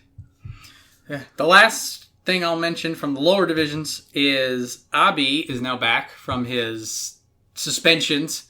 And his first time back, he wins the Makushita Yusho. 7-0. Excellent stuff. I was hoping that would be the case. He claims he's a changed man. He's taking sumo much more seriously now that he hasn't had it. If that is the case, I mean, one of Abi's biggest issues was sort of the Onosho thing where he had this power and he had this cool technique, but he was out of control. If he has actually found a way to center himself and focus, he's going to throw everything off when he gets back to the upper division. Mm-hmm. You don't even know whose spot he's going to take, but he has the ability. He was in Sanyaku. He has the ability to just knock somebody off who, thought this place was theirs. Yeah. And give him, I'd say give him 6 months to a year to come back in and then reach that top division because he was in Sanyaku. He was kicking the door. People were talking, maybe this guy will do the Ozeki run. This was a little before we had our pecking order established. So when he comes back, if that more sober, more mature Abi is going to have that, also I've been training for a year kind of a thing going, well, it's going to be a nice shakeup. I'm looking forward to it. I like Abi. I know some people don't, but I like him. He's fun. He is. He's also super tall. Isn't he Dalzim? Yeah, he's got the Dalzim thing, though. Now he's filled out a bit. He is filled out a bit. So the arms aren't so skinny. Well, he's going from Dalzim to E Honda a little bit. Oh, fair point. Fair point. A little bit. There's just transitional phase. We'll see what happens. So the last thing I go into are the prizes. Outstanding performance went to Terunofuji, which is not a big surprise because what he did was truly outstanding. There were 2 Fighting Spirit awards. One went to Meisei, and the other one went to Aoyama. What a great surprise for Aoyama to, take home some money and be the runner-up in the tournament. Yeah, this has been a really good time for Aoyama. And then the Technique prize went to Wakatakakage. No surprise there. Also not a surprise. So these are good awards, and they got 4 of them this time. So they're recognizing that there's people coming up, showing the sumo spirit, and there's, I think it was either last tournament before, there weren't a lot of special prizes, and basically they said, you guys suck. Yeah, then that happens, Yeah. So, all the time. It's like, oh, great tournament. You all suck again. Yeah. So this is a great tournament feel, and maybe that'll be a motivator. Definitely going to be a motivator for Meisei, Aoyama, and Wakatakakage. Yeah, all 3 of those guys have got a nice thing going for the next tournament. Mm-hmm. They've got the right motivation. They got a little extra cash. If you watch Chris Sumo's wrap-up, there's a nice little moment where Terunofuji and Meisei are actually laughing together. So you could see the release and the relief of the whole thing being over.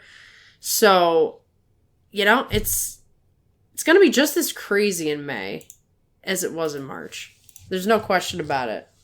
Yeah. So this is, man, I feel like there's still more things to talk about, but we're out of time. This is long enough. I hope you guys will hang in with us and listen to it all. But if you don't want to, pick your favorite wrestler. The tags are there. Listen to that segment if you want. Thank you. Check out the description section for some of those Japanese links because it's really hard to find them if you don't read Japanese. It is. It's gotta. They use all the fancy characters that I have no idea what they mean. Exactly. I don't either. I got lucky. YouTube recommended it and I clicked on it and subscribed because I was never going to find it again. Oh, man. What a tournament. What a tournament. You could not expect any of this going in.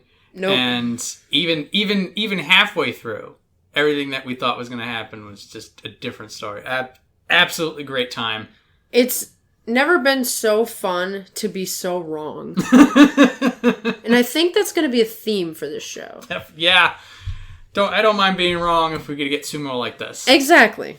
It's the right kind of wrong. It's the right kind of wrong. Thank you very much for listening. We'll catch you at the next one.